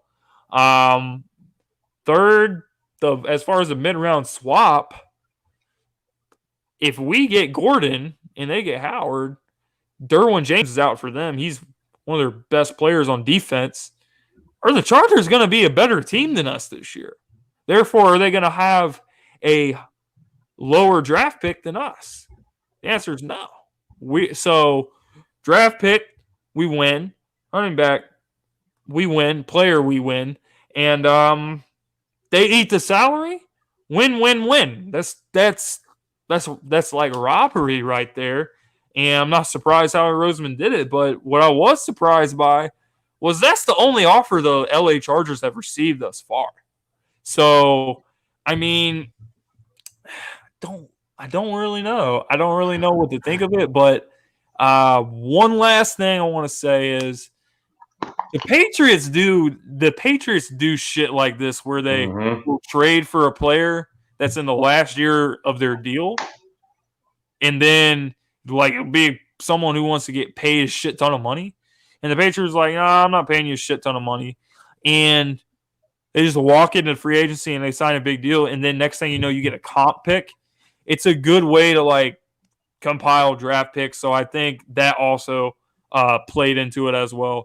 Other than that, that's pretty much it. By the way, Ben Morales, thank you for subscribing to Philly Jim. Really appreciate it. Thank all you guys for the subs. Okay. I don't want Gordon, period. I'm good with Jordan Howard. I want that bruiser back. I want him here. Okay, I didn't want him going anywhere. I have a good friend of mine from work that's a diehard Chargers fan. Okay, and he saw this. Now, my friend is follows his team like how we follow the Eagles, so he's pretty up to date with everything. And there is no team out there that is going to give a first round pick. I mean, maybe, but at this point, the value is going to go down when the season starts. So if a team trades for Melvin Gordon at the trade deadline, not only is his cap hit going to be a lot lower because 5.3 is his cap hit now. So as he's getting paid, if he's still on the LA Chargers roster, by week 9 of the trade deadline, it's going to be a lot lower. But is somebody going to give a first round pick and a 5th round pick? They wanted either a 5th round pick for 2020 and a first round for 2021, or a first round for 2020 and a 5th for 2021. Are you going to rent a guy for 7 games? That's it. And not if you have to give up anything that's worth a shit. And you're going to give up a first round pick. Yeah, for a first round pick, hell no. But if you gave up if you didn't give up shit and you just got him for, I mean, you would literally have to give up nothing. Nothing. If that was the case. But other than that, the Chargers are getting their hopes up. Even the Pittsburgh Steelers, they couldn't get a first round pick for Le'Veon Bell. And they tried, but that wasn't going to happen either. And Le'Veon Bell was a really good running back. But, yeah, the Chargers are out of their damn minds. They haven't got a single trade offer other than the one that was proposed to them by the Eagles. So I was shocked by that, but I'm not shocked that the Eagles inquired because Howie Roseman, all he ever talks about is how, when players become available and trade talks or, LaShawn McCoy got released, the Eagles were in on Shady. They're just interested in players who they think can bring something to the table, and whatever it is. They just kick the tires on a lot of these situations, even with Antonio Brown. Which, thank God they didn't get Antonio Brown. Oh, God. I can't believe they were even in those. Thank God. But when the Antonio Brown situation was going on, they pretty much called Pittsburgh and was like, yo, what's up? What's going on with this? I think they did the same thing with Jadeveon, and I think they did the same thing with Gordon, and I think they'll do the same thing with another player before the season's over. I mean, the last 2 years, you've seen the Eagles make 2 big moves at the trade deadline.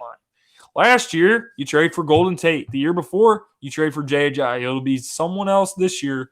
When they get to that point in the season, if they're 6-2 or 7-1, and they're like, oh, we're feeling pretty good about our team, but just to make sure, let's just trade a 3rd round pick for a player that can absolutely take us over the top. That's what's going to happen.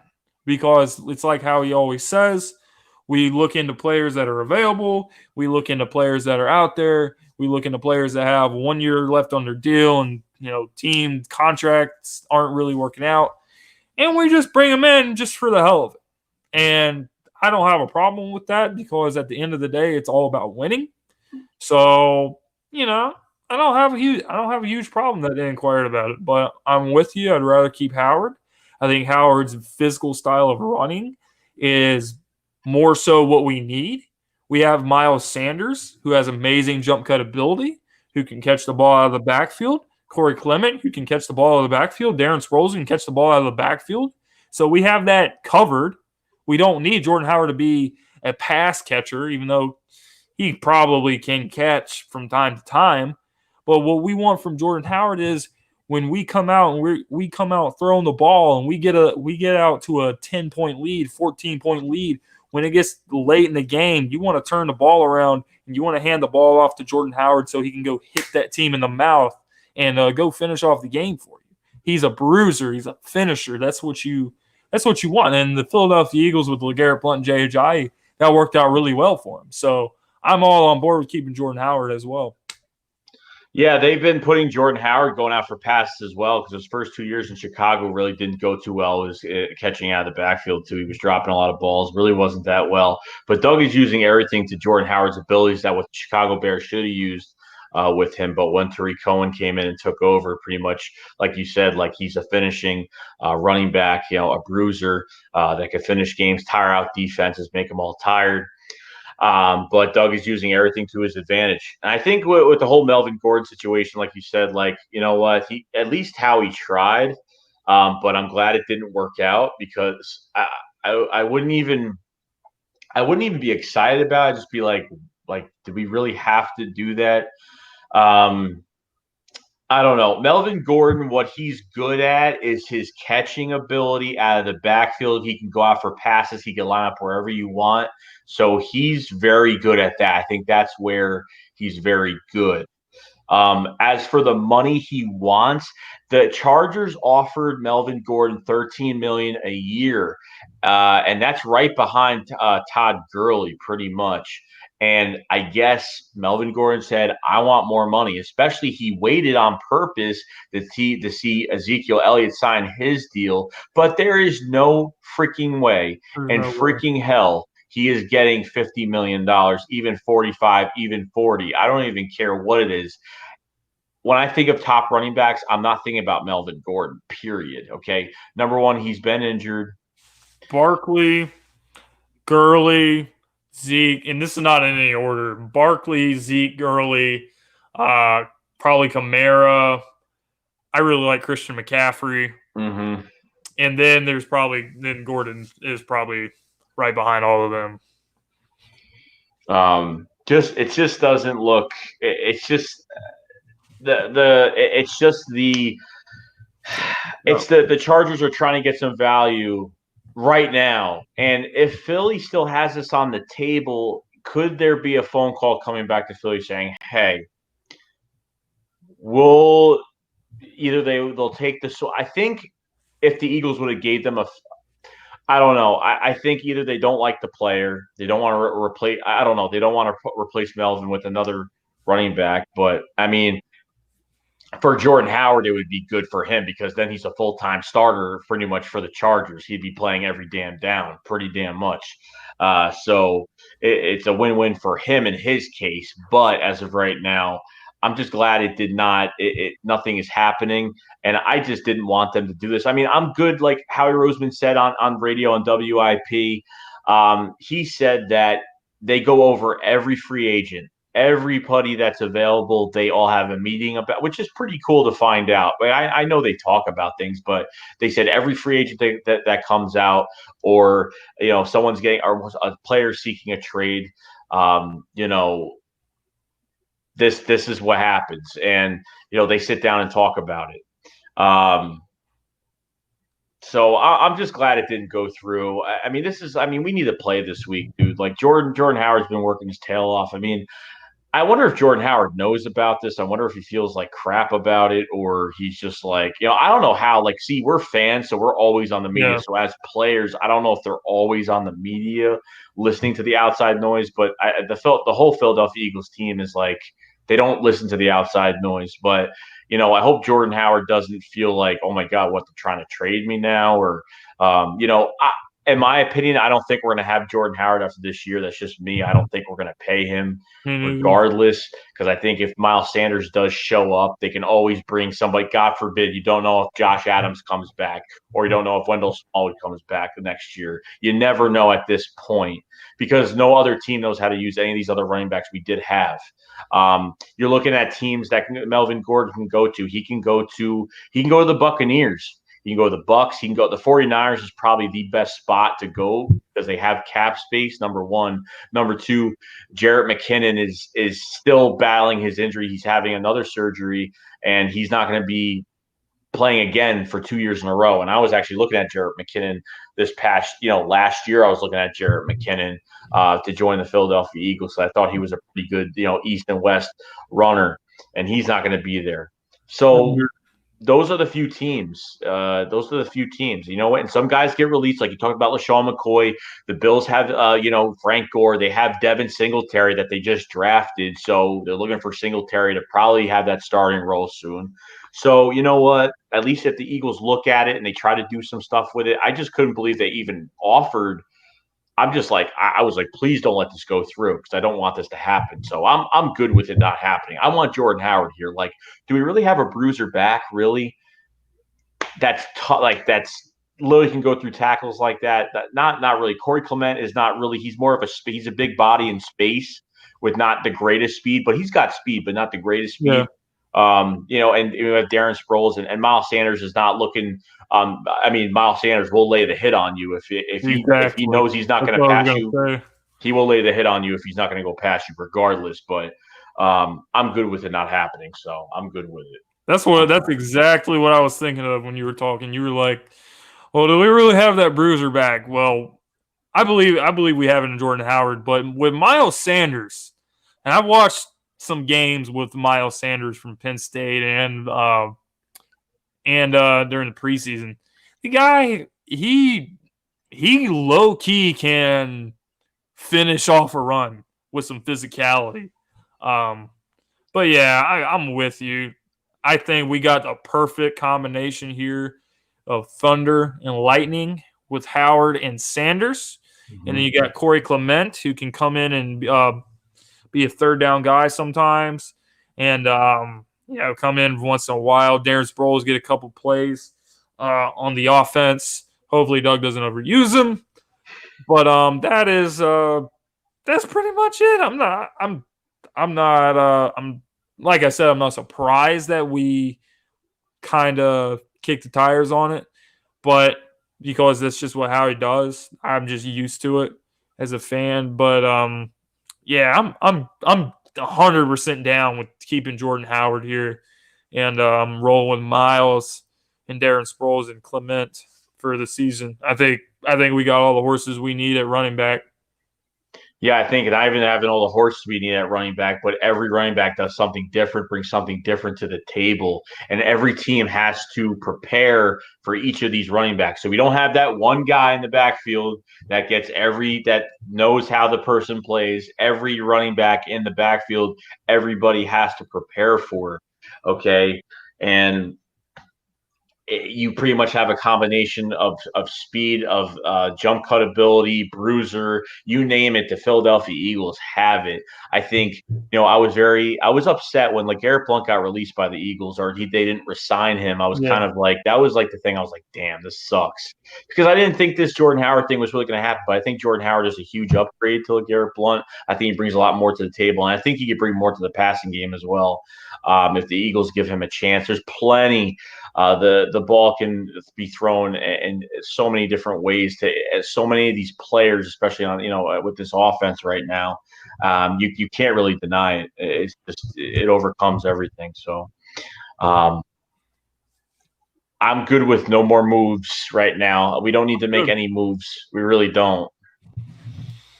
Yeah, I don't think we need to make any moves either. I think we will make one more move before the season's over, but it's gonna be like it's not gonna be for a running back. It's going to be a need. Like God forbid, like an injury. It's going to be like some type of need. Yeah, Like, because right. think about like the Eagles have a third round pick already, and they're going to get a third round pick back next year for the Nick Foles and stuff for him leaving. So Yeah, like, there's already a comp pick for Nick Foles. There's already going to be. I know Golden Tate is going to be suspended for 4 games for the PED usage. So you can get a fourth round depending on. I'm hoping he's a starter, so he has to play a certain amount of snaps. The Eagles will get a fourth round pick comp, so they could give away a third round pick and get somebody that's on the last year of their deal, or someone that has, I don't know. It's going to be depending on the injuries, what's going on by week 9, and you know what? Just talking about the LA Chargers and this whole thing, like the more they wait, the less value they're going to get, and they're going to be in panic mode because they need to get value for Melvin Gordon now. Um, you don't know. Maybe Melvin Gordon will sign with the team tomorrow, maybe tonight. You never really know. But if no teams have been after this, that's a really bad sign. If Philly's the only team that they've talked to and denied the trade, then I don't know at this point. They need to at least say, hey, we need to take away a first round pick because you're not going to get that. And Melvin Gordon doesn't like when you hear Melvin Gordon to the Eagles, do you say, no, not really? Yeah, I'm just like, I'm being honest. I honestly expect to hear shit like this, and when I saw it, everyone was freaking out. I was just like, guys, this is just what Howie Roseman does now. This is just the way he operates. So, I mean, if the Broncos suck for some reason, I'm just using this as an example. I'm not saying it's gonna happen. Let's say Denver Broncos are trash this year. Let's say Joe Flacco sucks. Let's say Von Miller says, damn, I would like to be on a team that actually has a real quarterback or have a real chance of winning. Howie Roseman and then there's all this talk, well, the Broncos are trying to trade Von Miller. Fucking Howie Roseman is going to pick up the phone and say, yo, what's up? That's just the way he does shit. So when things like this happen, I'm never surprised. Ever. Yeah, no. Yeah, and the great thing about it is that you already know that Howie Roseman and like they all sit down and they talk about if there's someone seeking a trade, they sit down and talk about like, should we go after this guy? Should we make a call? See what we could do? But it could be anybody. I mean, there's going to be the free agent market even for next year is going to be kind of crazy. Especially you got Jalen Ramsey, you got a cornerback of Jalen Ramsey going to get big money as well next year. So, but even with the whole Malcolm Jenkins not holding out, like this is so good because when a player holds out, they do not trust the front office. Like they don't trust who is running, what's going on, that they're secure, that it's going to go their way, and they go in panic mode to talk to their agent, say, "What should I do?" They tell them to hold out. They hold out. Malcolm Jenkins did not hold out just because he trusts in Howie Roseman. He thinks he gets underpaid, and I'm looking for that contract to be very soon. It could be before the season. And if it's not before the season, Malcolm Jenkins knows that it's going to get done. He's got to retire a Philadelphia Eagle, regardless. If he can play for another 3 years, I'm happy with it. I still think, I mean, he's one of the most healthy guys on our team. Even during the Chip Kelly days, like he played. I mean, with this Billy Davis defense, it was just like they were on the field nonstop, and Malcolm just seemed to just be healthy and takes care of his body really well, and can play any position. He can play linebacker. You put him anywhere you want, pretty much. So we don't have to deal with these holdouts. Yeah, you're exactly right. That this team, they trust the front office, so that's why you never see a lot of contract disputes. Matter of fact, you see a lot of guys just that are just like, you know what? We got a ring a couple years ago. I'm going to restructure my deal, take a little bit less money here, put it into a bonus or whatever, so we can sign more players. And that's pretty much what happens. So Malcolm Jenkins, they'll work things out in the end, but I never expected Malcolm Jenkins to not show up to training camp because Malcolm Jenkins he's pretty much the leader of this team. He's pretty much the leader in this locker room. All the players look up to him. He's very outspoken. So, yeah, I mean, we will pay Malcolm Jenkins in the end. Malcolm Jenkins has done nothing but stay on the field. He's been consistent. He's played a shitload of snaps. He's always on the field. He's always I can't remember when Malcolm Jenkins is like, I was like, wow, Malcolm Jenkins has had a really bad game today. I can't think of a time. I really can't. That's really how consistent he's been. So I'm not concerned at all. I think they'll work things out. And we will probably draft a safety sometime if if Rudy Ford is not like the safety of the future that they're trying to groom. And they'll bring in like another young safety that can learn from Malcolm Jenkins before he retires. So that's all I got to say about that. Yeah, when you're talking about restructures, like when you restructure, like when the front office says like restructures a player and says, "Hey, Lane Johnson, come into the office," they can't just restructure a player. They need permission from the player to restructure their contract. This isn't like they need the permission, and these guys just don't care. They're like, yeah, sure, whatever helps the team. Yeah, move the money around. I don't. What do you get more guaranteed money now, less guaranteed money later? Move some money around so you save more cap space for later on, which is amazing. And no player ever has a problem with a restructure or you know what I mean. Look at what did Brand Brooks? It was last year. Brand Brooks, like they were going to restructure him, and that restructured money he just said, I'll just give some of that money to Nick Foles. And you remember he gave some of that money to Nick Foles. He was like, he deserves it. He deserves Yeah. the money. Like, who does that? Nobody does that. So it's this team is just so it's such a breath of fresh air, just the way they do things, and there's no dysfunction, there's no problems, there's no holdouts, there's no, if Malcolm Jenkins doesn't show up to OTAs, holdout, you know what I mean? Like he doesn't need to be at OTAs. Fletcher Cox doesn't need to be like when Fletcher Cox a couple years ago skipped OTAs, like everyone made a big deal about it. It is what it is. It's OTAs. It's OTAs. Yeah, no big deal. Like you said, it's all these guys just want to win. So that's why they don't give a fuck about restructuring it. I think this year Zach Ertz is the one who restructured his deal, among others. But yeah, I mean these guys got a ring. Carson Wentz wasn't there for it, which is why he's really hungry. But that's besides the point. These guys know how it feels to get a ring. Mm-hmm. They know what it feels like to have a parade on Broad Street, and they want to have another parade on Broad Street. Team is just focused on winning games, winning playoff games, winning NFC championship games, winning Super Bowls. That is what Doug Peterson's talking about. He's like, all right, get used to this. Get used to playing in January and February every year because this is our new norm. It's going to be normal for us. And I feel like all the players have bought into that philosophy. So other than Deshaun Jackson returning to Philly this Sunday, which is going to be absolutely amazing, I can't wait to see this offense. I can't wait to see the offense come out one by one with these players coming out of that tunnel, and it is going to be something special. Besides Deshaun Jackson coming to Philadelphia, what was the one move you liked the most, whether it's the draft or free agency? It's a tough one. There's a lot of good moves. But I'm going to go with Malik Jackson.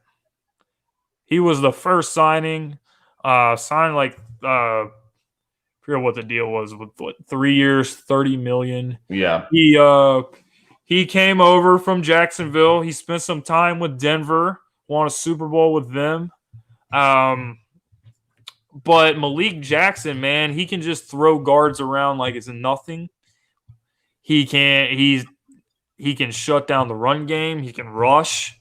And you line him in. This is him going up against teams expecting him to be the number one defensive tackle. He ain't the number one defensive tackle anymore. He's beside Fletcher Cox. So Fletcher Cox, how much of a dominating player that he is, that makes everyone around him's job 1,000 times easier. So Malik Jackson coming in, I really think Malik Jackson is going to make a huge impact on this defense. So I'm looking forward to that. But there was a lot of good moves that you can point to. Yeah, I like the Malik Jackson move a lot. But after like everything and how everything's going, like I'm going to probably pick something that's after seeing everything I've been seeing so far. I really like the LJ Fort pickup a lot. He's just, I don't know. He's caught my eye. He's just one of my favorites. all over the field, making tackles in the right spot at the right time. He's got good judgment. He's got good technique. He's got quick eyes. He can see a play happen before he can see a play develop before it happens. And I don't know, like I just seen him all over the field, and I just feel like he's going to be a real monster, just making tackles all over the field. And he was probably just one of my favorites. And I was just like, I want to see what this kid could do. The Eagles picked him up. I want to see what he could do. And I know linebacker was a huge need before, like in the beginning, like the start of the offseason. Jordan Hicks left. He got he got paid. Arizona paid him, and we couldn't hold on to him. It's just there was no way we were giving him 23 guaranteed. There was no way that was happening in a million years. God forbid what's going to happen to him this year. You never know. Just there's always a problem, always an issue. This hurt, broke his hand on his honeymoon or whatever the hell happened with that. Just constant things happening with him, and it sucks that he's gone. But I think with this group now picking up, Zach Brown was supposed to be traded. The Redskins were trying to trade him, and then nothing happened, so they ended up releasing him. Zach Brown waited until after the draft. Said this way, like all the teams got their moves, everything's done, and he could just go to a team. And we got him for I think it was like $2 million for the year. And that was a really good move as well. So linebacker was one of those positions where we're like, oh my God, we don't know what the hell is going to happen. And we had nobody. And I think right now we just have a really good group. So the whole team practiced today. Everyone seems like they're going to be playing. I think the only thing that's really up in the air is Brandon Brooks right now. They said that he's good for Sunday, but there's like things up in the air about him today. So if Vaitai has to step in at right guard, which honestly Vaitai has actually looked good at right guard in the preseason, like crazy. Plus he's a big body. He's got he's as big as a tackle. He's played left tackle. Took over left tackle after the 5th week against the Redskins when Jason Peters went down. Was starting left tackle for us and won a Super Bowl. I mean, you can't forget Big V, because Big V, he conquered that left side. I think he gave up 1 sack to Julius Peppers during that Panthers game, and that was really it. Other than that, I totally forgot he was our left tackle the rest of the year. So I'm really happy that Doug is cross-training all these offensive linemen. Everyone is beating a horse. Everybody is really beating the horse on Isaac Samala right now, thinking like, oh, like Wiz is better. But everyone just doesn't like Isaac Samala, and I don't know why. He was a 3rd-round pick for us, out of Oregon State. So Isaac Samala has done a really good job. I don't know what happened to Stefan Wisniewski, man. He just like fell apart. He got his job taken away. Then we signed him back, and we're like, yeah, we got more depth with him. And then all of a sudden, he was playing center. He couldn't snap the ball. He was just he did horrible at practice. I was hearing all this stuff. Couldn't snap the ball. Couldn't even play at all. And left guard is his spot, but unfortunately, Nate Herbig took the spot. And good. I want young guys taking the spot. You're not. Let me tell you something. Like, Jason Peters won't be on his team after this year. Andre Dillard's taking that spot. Jason Kelce has a few years left. Maybe Nate Herbig could be that guy. Right guard, who are you going to put at right guard for the future? Brandon Brooks has maybe 2 years left on his deal. There's going to be a big decision to be made because they restructured Brandon Brooks. He's going to be a big cap number, I think, next year or the year after with 12, I think between 11 to 13 million. So it's going to be it's going to be interesting to see how this. I'm just glad the cross training is so important. You're not just keeping one guy to this position, one guy to this position, one guy. And and I checked this out too. When we traded Ryan Bates to the Bills to get Eli Harold, that didn't even make the team for a defensive end, Ryan Bates actually made the roster to the Bills. So he is a Buffalo Bill. That could play multiple positions. I don't know how well he could play left tackle. He was a left tackle at Penn State, undrafted. Could have been a 5th, 6th-round pick. He played left guard. He played right guard for the Eagles. He played at least 4 or 5 positions. So he made the team for the Buffalo Bills. So that was probably something that we shouldn't have done. But hey, we tried. We really need to see this defensive end position, see how it was going to go. But I am glad, like we said earlier today, that they kept all 3 of these young defensive ends. Yeah, absolutely, man. I can't agree more with you about the offensive line. The Eagles just have offensive line depth like crazy. And offensive line is very, very, very, very important. teams that win championships, they're built from the inside out. You start with your offensive line and your defensive line, and then you work your way out. The offensive line is, once you get a franchise quarterback, which we got, protecting your franchise quarterback is the most important thing you can do. So I love our depth on the offensive line, and I heard what you said about Brandon Brooks. They're pretty sure he's going to play. I'm pretty sure he's going to play, but Brandon Brooks, when the reporters come to the locker room and stuff like that, he pretty much gives them like bullshit answers. And the reason why he's doing that is because he's just trying to blow smoke at the Washington Redskins so they don't know whether like who's starting at guard or whatever. So when the defensive coordinator is watching film, they're like, oh, well, Big V is going to start at guard and he has these tendencies. So this is how you can take advantage of that. That's the way it works.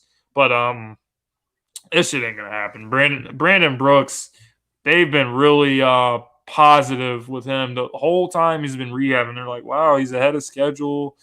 He's in the summer, he started doing drills again, and people were like, oh, he looks good. Doug Peterson says he looks strong as hell. He's ready to be back, blah, blah, blah. But this offensive line is deep out the ass. The whole defensive line is deep out the ass. DT, DN, doesn't matter. And that's what you need. That is, like I said, you need to have these two positions have a lot of depth for you to go deep into the playoffs and have a chance at the Super Bowl.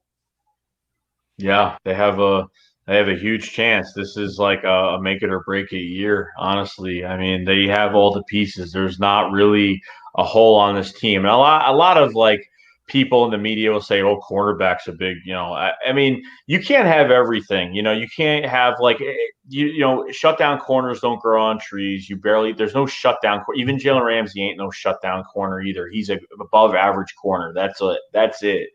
It's hard to find those guys, but I'm excited. I think this team is ready. I think we're ready to rock. We're ready to roll. And you know what? This Redskins team is a good test. It's not the best team at all. It's one of the down teams this year. You know what I mean? It's a perfect warm-up game to start the season with, and then you end up going to Atlanta, which is going to be a really big test on the road.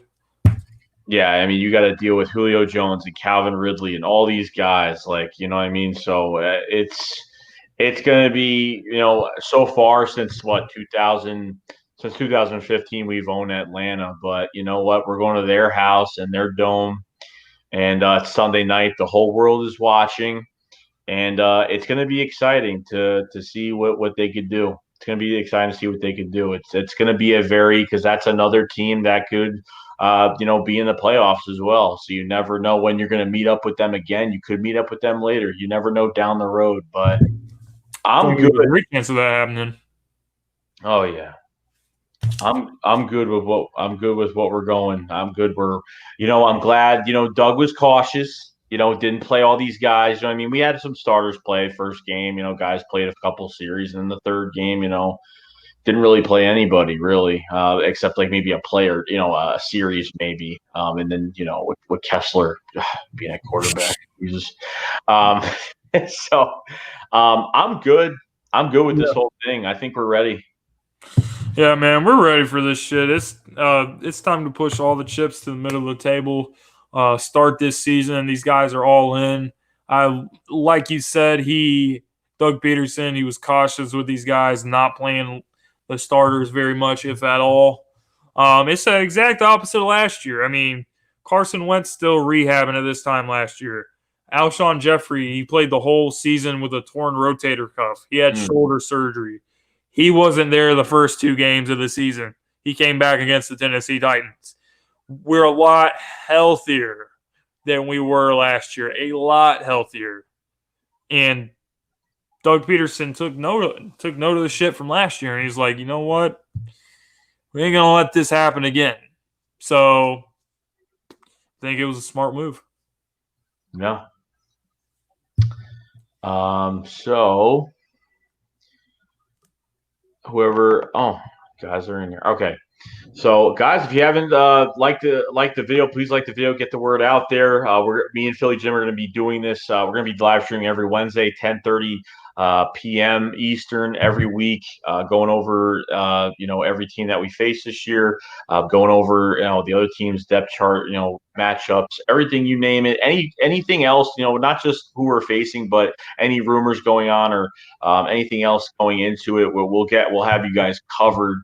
And I hope you guys join us in the near future. And if you haven't, please subscribe to Philly Jim, great vid maker, covers the Eagles, covers the Sixers, covers the Phillies, and really works hard at what he does. And me and him are hopefully going to meet up Sunday and, have a few and enjoy this tailgate and just enjoy being back home. And that's what it's all about, being back home. Because let me tell you something, like even when I went to the preseason game, it was just so nice just being at the link and just being there and it was just such a breath of fresh air. But once this first game comes and we go to this game, if you guys are going, if you're not going, I'm gonna be so nervous as hell. Like I'm gonna be so, even Saturday night before like I even go. I'm leaving at 5 in the morning, even before. Like the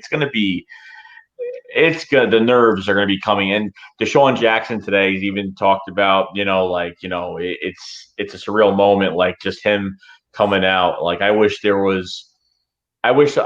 T-shirts were made saying "fuck Chip Kelly," just for that, just for him returning as a big. Well, you didn't ruin our team. You know what? You didn't get what you want, and we won a Super Bowl without you. And maybe if Chip Kelly didn't do it, it's crazy because if Chip Kelly didn't do what he did and got rid of all these players and screwed up our team, this might not even happen. We don't know what would have happened, and it might have been a blessing in disguise. And things just happen in many ways, and you never know. So I'm excited. I know Philly Jim's excited. We're all excited. So anything last to say, Philly Jim, before we close up? If you have anything to talk about, let's go ahead. If not, we can close this up. I only got one thing to say. Go Birds, baby. Go fucking Birds. It's fucking time. I see those little thumbnails that they're making, like with all the NFL, like it says 1 day, 2 days. Like it had the one with Miles Sanders said "We ready." Said Miles, Yeah, had a picture of Miles Sanders said "We ready" on it, so it was really cool. Yeah, that was tough. Where the hell is this Eagles hype video at? I've seen all these individual videos of players. Yeah, I was like, when I first saw the first one, I think it was Malcolm Jenkins or Zach Ertz or somebody. I saw that one and I was like, oh, this must be the hype video. So I went to the Eagles Twitter and there was nothing, and I was like, where is the video at? I guess it's not dropping until Friday. That would be my guess. Probably. I think they did that. I think what they did last year is like they like shown clips, like they cut a piece as like a teaser, and then they made that, and then they made something else, and then they connected it and released the whole thing. I think you're right. I think it's going to be Friday. This is probably going to be the best hype video yet, though. I didn't like last year's at all. Yeah. It was really like, I think with Deshaun coming back, this hype video is going to be crazy. Yeah. Even the video they showed before the preseason games, like that whole video of like the trophy, and like they showed all the players and Deshaun Jackson going through like the green light room, and he's like doing this, like going through it. Shit was awesome. I might record that if I don't get copyrighted for it and maybe put it up, but I don't know. I don't feel like get my channel getting taken down for stupid crap, but I don't know. So other than that, guys, we ready for Sunday, ready to go, and that's really it. So, all right. So this is Joey Shake 72. This is your most Philly Jim, and we will see you guys next week. Shake Squad up, everybody. Fly, will fly. Peace out. That was good.